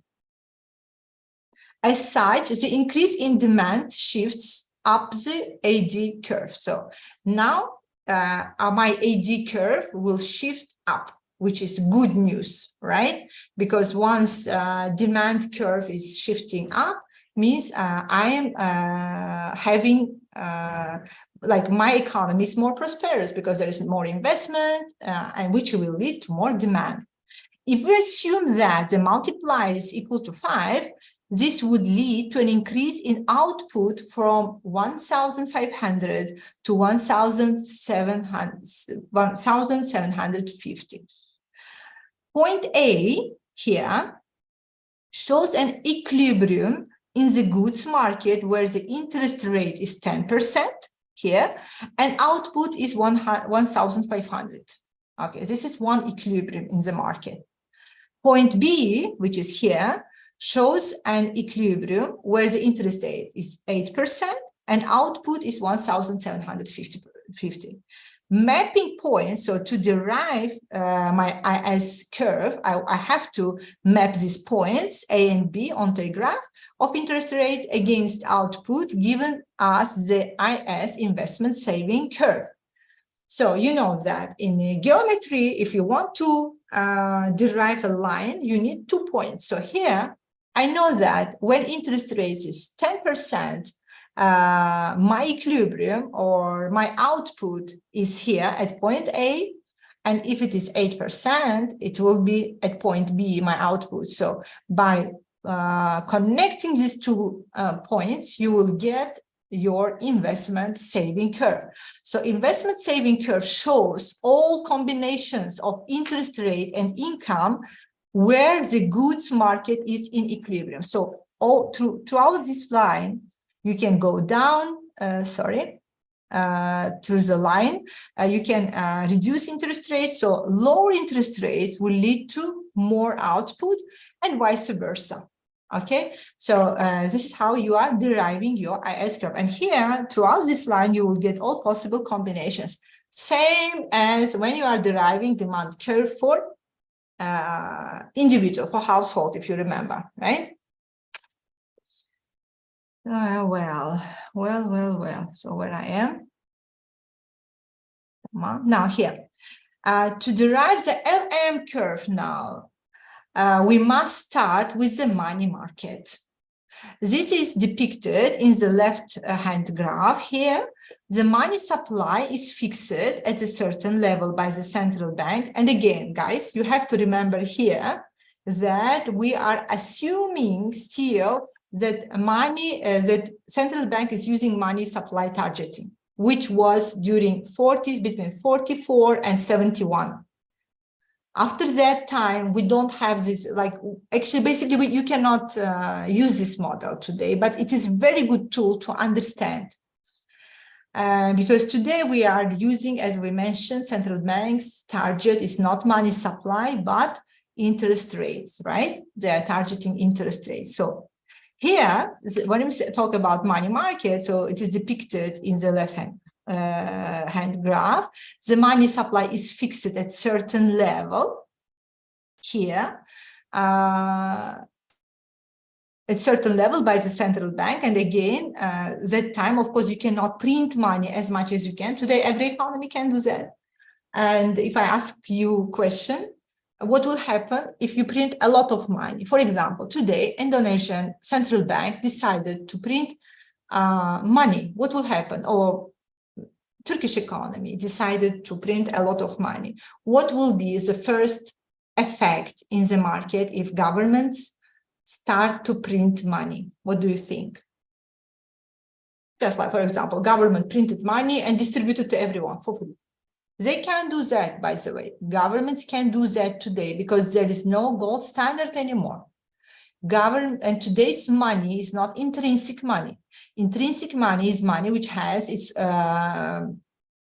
own value, like gold. Before, in old times, if you want to print money, you need gold reserves or silver reserves, right?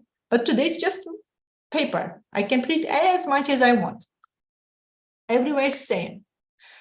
Well, question, what will happen to your economy if your government will decide to print, let's say, money and distribute to everyone? What will be, how it will affect the economy?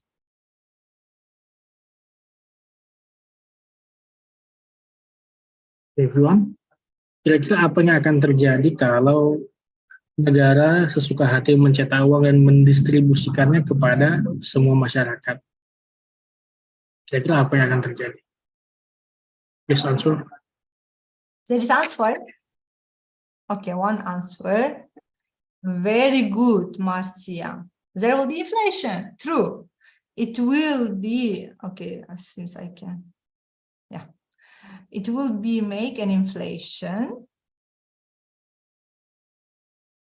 That country, because the money value will decrease, same as, very good, very good, very good. And there, it will lead to inflation. And more money you print, more inflation you will have, because the products in that market, in that economy, didn't change it. Output didn't change it, okay? So if you just print money, it will lead to inflation. Well, so now here, the money supply is fixed to that time when your money is backed with gold or linked to the gold, you cannot print money. So therefore, we say that it is a fixed line. It is not fixed today, guys, because governments still keep printing money. But however, I want also highlight this for the economy like US, for example, whose money is international reserve currency, printing money will not have same effect as we are having in our economies, because this money is demanded in all over the world. It is a reserve money. See how advantageous they are. Just like imagine you have a printing machine and you are printing as much as paper you want. You're just putting there some numbers and you are going to the market and buying things. Well, the money supply is fixed at a certain level by the central bank, and in this depiction of the money market, money demand depends endogenously on the interest rate, okay, and exogenously on the level of income, and is downward sloping. At point C here, the market is in equilibrium. Right, you have and you have also point D at the higher interest rate when you are coming to the new equilibrium, and your income basically shifting from Y1 to Y2. Well,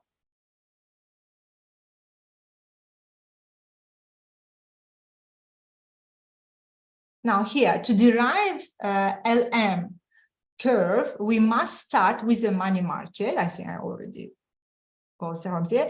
The mechanism that provides the LM curve can be summarized as follows. If there is an increase in income, this will lead to an increase in the demand for money at any interest rate. Okay, if there is increase in income, means when there is a higher GDP, there is increase in real GDP, because Y is actually depicting the real GDP. It will increase. It will lead to the increase in the demand for money at any interest rate level, because again, interest rate is the price of money, right? Well, this means there will be excess demand for money at the initial interest rate. Some people want to sell their bonds and convert them into cash. These people will need to find a lender, so the price of bonds would have to fall. And you know that in supply theory, once you are selling something, there is a lot of something, people, like everyone wants to sell something, the price will go down. And if vice versa, if there is a higher demand, the price will go up, right? And the interest rate, the return to the lender would have to increase. In this way, competitive market forces will restore equilibrium in the money market. So in short, if Y is real GDP or income increases, the demand for money will increase, which will shift down the prices and will keep up the, move up the interest rate. R is interest rate, where Y is income and this money demand, price of bonds, and R is the interest rate, right? Well, at point D here, interest rates have risen so such a level that equilibrium in the money market has been restored. Mapping these 2 points, C and D, onto a graph of interest rate against output gives us upward sloping LM curve. The LM curve shows the combination of interest rate and output where the money market is in equilibrium. And again, I'm highlighting that in this case, the money we are talking about time when central banks are controlling. The target of central banks basically is money supply. Okay, this we already know. Now, I also mentioned something about Keynesian economics. You can read it by yourself. And I really recommend you to understand, even though today we are not using Keynesian economics, but it will explain you a lot about 1930s economy, basically economy of Great Depression, and how US went out from the Great Depression, thanks to Keynesian economy. Well, now coming to the equilibrium, if you have two lines, which is two curves, IS and LM curve, the point where these two curves are intersecting represents short-run equilibrium in the real and monetary sectors, through not necessarily in other sectors such as labor markets. Both the product market and the money market are in equilibrium. This equilibrium yields a unique combination of interest rates and real GDP. So here I'm finding my equilibrium where the economy is happy with the interest rate and the output, right? Well, this one actually, when we talk about now the shifting of these curves, you have to look at the formula of GDP, or Y, right? What is GDP? It is a consumption plus investment plus government spending and plus net exports. So each changes in each of these factors will shift your investment saving curve. Going down, the IS curve also represents the equilibria where total private investment equals to total saving. Total private investment equals to total saving, with saving equal to consumer saving plus government savings, the budget surplus, plus foreign savings, the trade surplus. The level of real GDP, or Y, is determined along this line for each interest rate. Every level of the real interest rate will generate a certain level of investment and spending. So lower interest rates encourage higher investments and more spending, therefore, right? The multiplier effect of an increase in fixed investment resulting from a lower interest rate raises real GDP. This explains the downward slope of the IS curve. In summary, the IS, or investment saving curve, shows the causation from interest rates to planned fixed investment to rising national income and output. So that is it. Again, I recommend you to read the book of Ben Bernanke to see how firstly, the decisions were taken in interest rate reducing. What was it so easy? Because sometimes we can think that, oh, for central banks, for central bankers, it's easy to take decision just to increase interest rate by particular percentage points or lower them. No, it's a big decision. And you will also see how important not just to increase or decrease interest rates or lower interest rates, but also to convince the economy. This is also another, because once economy has a positive outlook, or people, your business owners, having a very positive expectations about the governance of particular party, they will continue their investments regardless what is happening, like maybe in short run. But if there is a damage in expectations of people or in their reliance on or trust, then that will lead to the problem. So you can find also that in this book. It's a very thick book, but very easy to read, about how difficult taking decisions in how it was difficult to take decisions during the 2008 financial crisis. Now, liquidity money curve, which we already see, it shows the combinations of interest rates again and level of real income for which the money market is equilibrium. Again, when I'm talking here about money market, we're talking about money supplied by the central bank. It shows where money demand equals money supply. So as we said, the central bank's target is money supply and money demanded by the economy, right? For the LM curve, the independent variable is income and the dependent variable is interest rate. In the money market equilibrium diagram, the liquidity preference function is the willingness to hold cash.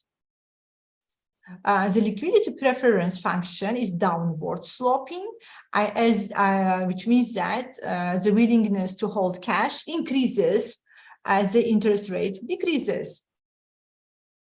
And two basic elements determine the quantity of cash balances. First is transaction demand for money, and second is speculative demand for money. So why basically people demand cash? Firstly, it's for transaction demand, which is normal. This includes both a willingness to hold cash for everyday transactions and a precautionary measure, money demand in case of emergency. So this is why people will keep cash with them, right? It's normal transaction demand. On the other hand, we have also speculative demand for money, which is willingness to hold cash instead of securities as an asset for investment purposes. Speculative demand is inversely related to the interest rate. As the interest rate rises, the opportunity cost of holding money rather than investing in securities increases.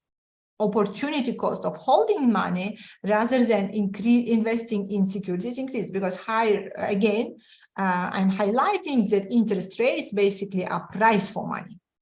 So as interest rates rise, speculative demand for money falls. Well, money supply is determined by central bank decision and willingness of commercial banks to loan money, right? So money supply, again, we are talking about a range between 40s and 70s, determined by central banks' decisions and willingness of commercial banks to loan money. Money supply, in effect, is perfectly inelastic, with respect to nominal interest rates. Thus, the money supply function is represented as a vertical line. Money supply is a constant independent of the interest rate and GDP and other factors.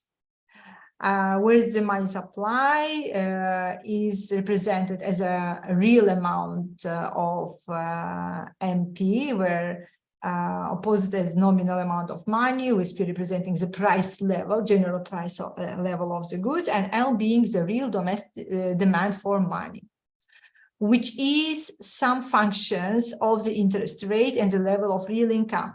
An increase in GDP shifts the liquidity preference function rightward and hence increases the interest rate. Thus, the LM function is positively sloped. Well, about the shifts, I will leave it to you to go with that. So this you can do as readings. I will also share with you one very good book to study the topic, and also to read about this time, which will help you a lot in future to understand economic developments in the world in general. You will start to see the big picture. I will share with a sister who is contacting me together with my slides. Well, guys, now, if you have any questions, let us open for Q&A. Thank you for your attention and being with us. Okay, for Q&A session. For the Q&A session, we will have you to ask as many questions you want. We still have many time. Please raise your hand. Okay. Yeah, I was just telling that I remember Rio from last class. Now, first question coming from Rio. Yes, Rio. Okay, Rio, please.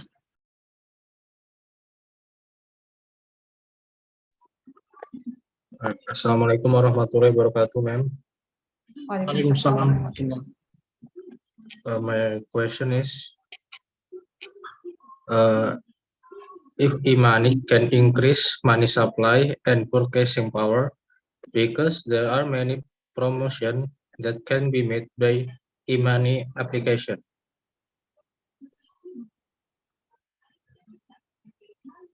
Can you please repeat, Rio, your question? If e-money can increase money supply and purchasing power, because there are many promotions that can be made by electronic money application. One more time now. There is electronic money application, and the question was what?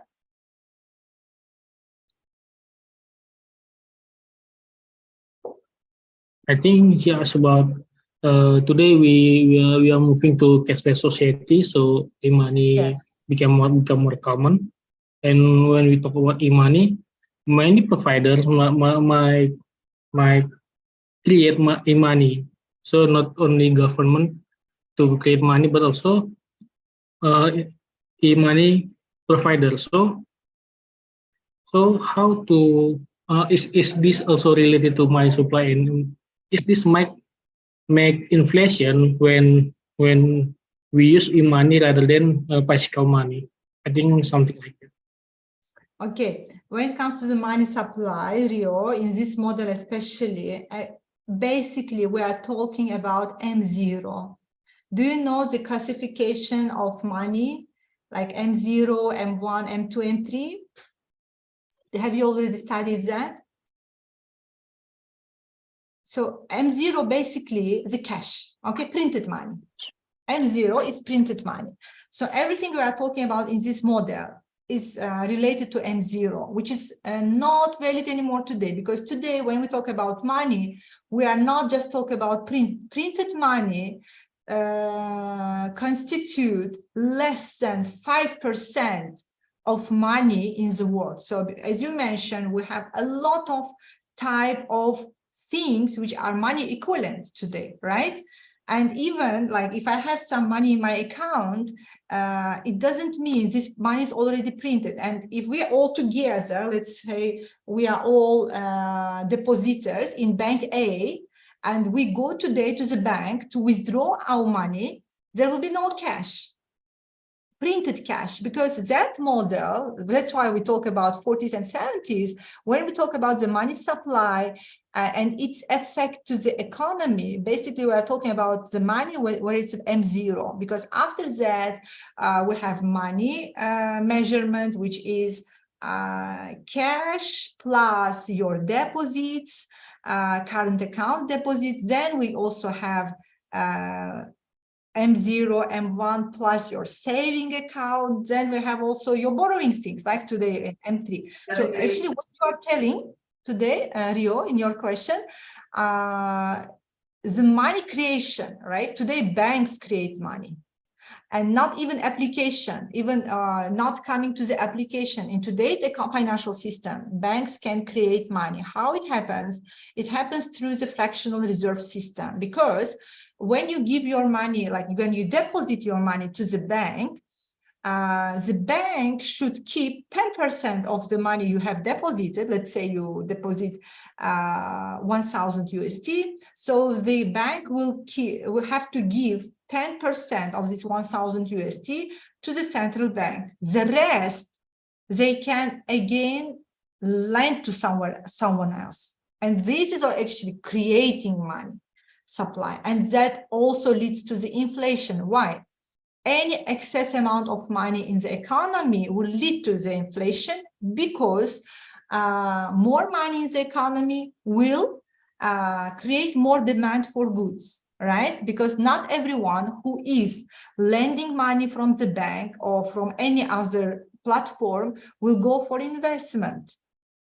Basically, they will go for the consumption. That's important to also understand. And when you look to the developed countries, money lended will go for the investment, while in developing nations, what we do, including in Turkey, we consume.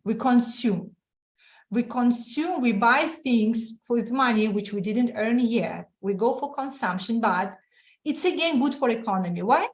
Yes, it will increase prices, but at the same time, it will increase production because there is demand. If there is demand, there will be supply. If there is supply, there will be more factories, there will be more people employed.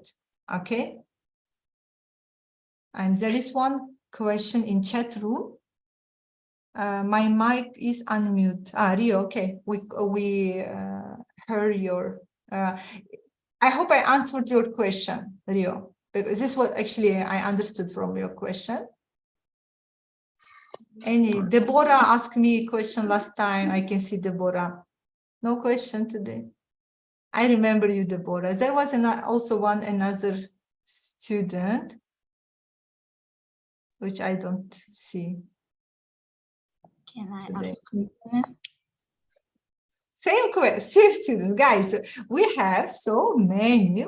Okay, not that many. 74 students. Okay, Deborah, please. It's about electronic money too.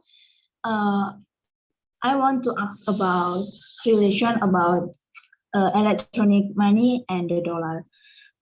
If one day the bank will make some electronic money like Kris in Indonesian that can make people can pay abroad like in Malaysia, Singapore, and other countries. And if we assume that all the countries will make the same trade or make the electronic money, if can the demand of the dollar will decrease and even eliminated the power of the dollar? This is a very good question, Deborah. This is very good question, very timely question.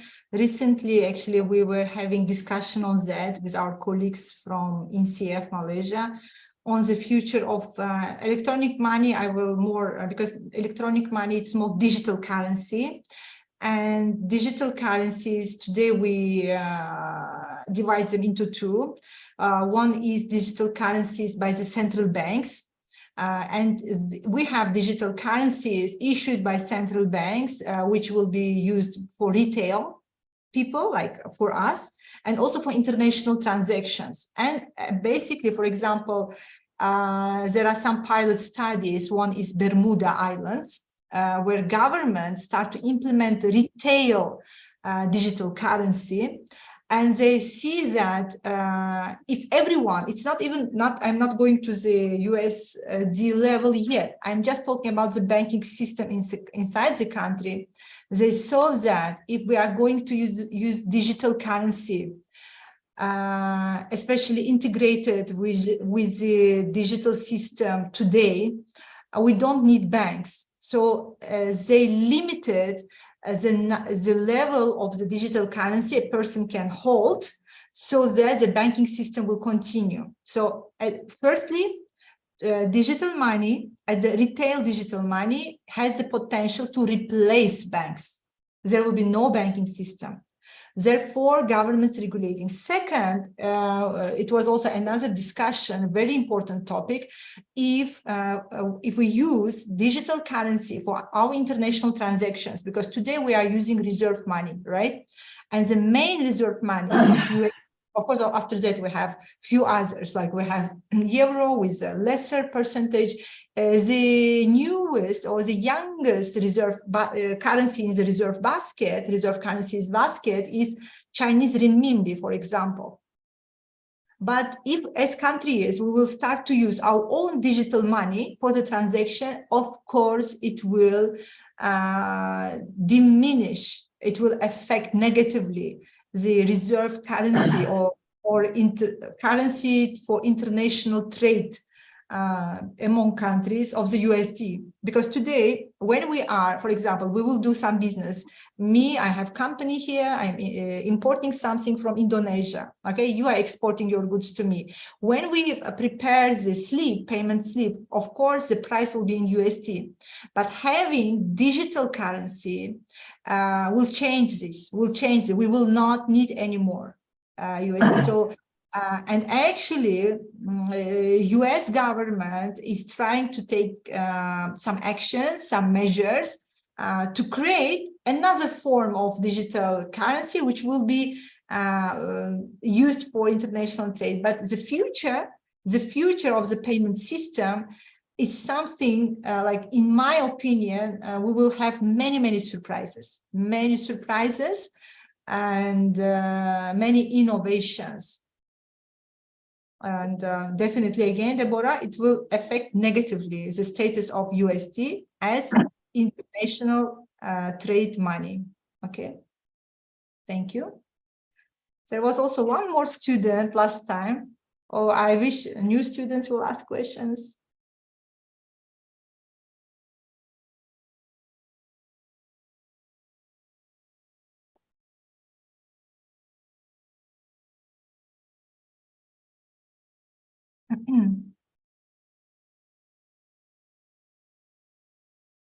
Yes.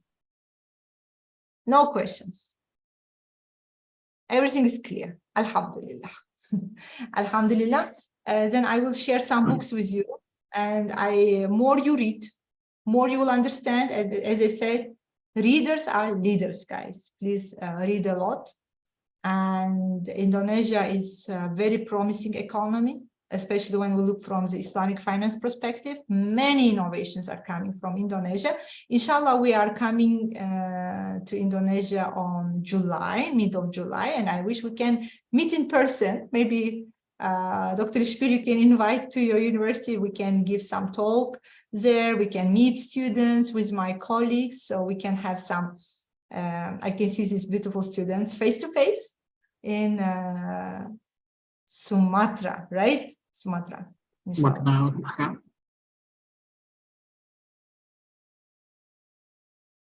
Okay.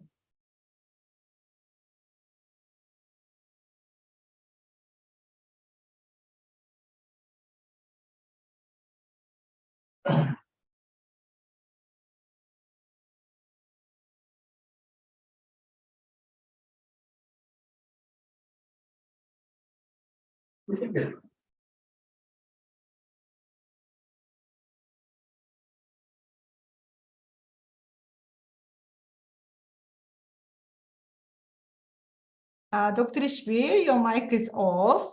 Is there any questions, or we can end the class? Okay. Actually, I really hope that my student asks you about something like Islamic finance related to interest. As we have a ISL model, how about the point of view of Islamic finance regarding the interest rate on this model? But I think nobody want to ask. Of course, from this point, if we look from Islamic finance point, you know that prohibition of riba or interest is main prohibition of Islamic finance. So basically, this type of models cannot be implemented into Islamic finance. Into Islamic finance, I mean, in the original Islamic finance, but what we are having today, because we are living in countries where we need to adopt what we already have in these countries into financial system. And rather than interest rate, we are talking about the rate of profit. So profit means like Islamic banks, what they are making when they are giving money. And the profit, actually in Islam, interest rate is prohibited, because interest is what?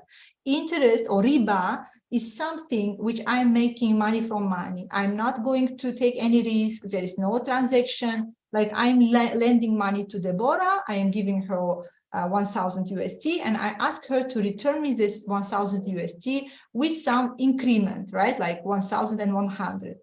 That is interest. However, let's say I have a good which I brought, which is tijara, or trade. I brought some good from somewhere, and the price of that good is $1,000. But giving all the things which I have to face in this transaction, bringing that good, storing that good, I can sell that good with the higher price. Like if normal price cost for me was 1,000, I can tell you, Deborah, I bought it for 1,000. I'm selling it to you for 1,100. This is known as murabaha. Murabaha is cost plus sell. Okay, when I'm selling one product with the profit, and I'm declaring that profit, by the way. Then another thing, baby saman ajil in Islamic finance, when I'm selling this phone to you. If you want to buy cash, it is 1,000 USD. If you want to buy with 6 months installment, it's 1,200 USD. If you want to buy with 6 months, with more installment, with 1 year installment, it's 1,500 USD. This is also allowed in Islam. So we have to differentiate between trade, the profit I am making from trade, and also from the profit made from money. Here I am selling something. This is allowed. Okay, baby samanajil or baby taxi. But I cannot tell you it is prohibited in Islam to lend money and ask for the profit for that money, because money itself in Islam is not considered as commodity. It is just mean for transaction. It's something which we just settle our payment. That's it. That's it. So of course, now if we want to interpret it, economical models from Islamic viewpoint, it's like something impossible, because these economic models, they are conventional in nature. Very good question in Islamic finance. Do you have Islamic finance class, guys, in course? These students will take course, right? Right, in Islamic finance? Not yet. Maybe which year? Maybe next year, I think.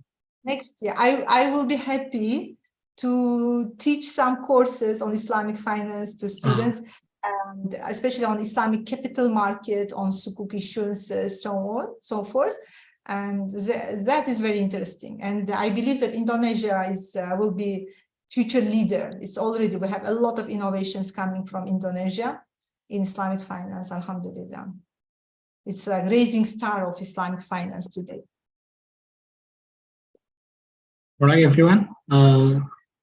I think maybe one more thing, that many of my students asking for your presentation, your PowerPoint. Would you mind giving us the file later?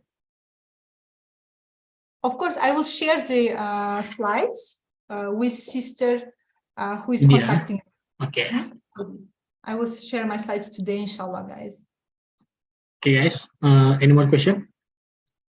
This is your last chance for asking Dr. Bayram. No more? Yeah, I think many of you pretty tired for today. As for yeah, it's almost 6 o'clock here. Oh, 6 p.m. So maybe, yeah, I think the participant also reached 68. mashallah. So guys, you can also contact me through LinkedIn. Kamola Bayram. If you have any questions, just you can ask through LinkedIn. I will answer them, inshallah. Okay, so if you in the future you may have a question for Dr. Bayram, you may ask her directly via LinkedIn. Okay, so I think no more question. Thank you very much for Dr. Bayram. Thank you very much for your time for this 3 weeks of presentation about SLM model. I think we learned a lot about. I think my students also happy to have you here. And lastly, I would like to say thank you very much for visiting us during virtual, maybe even if it's virtual, but I'll be also very grateful for your presentation. Okay, thank you very much. And jumpa lagi.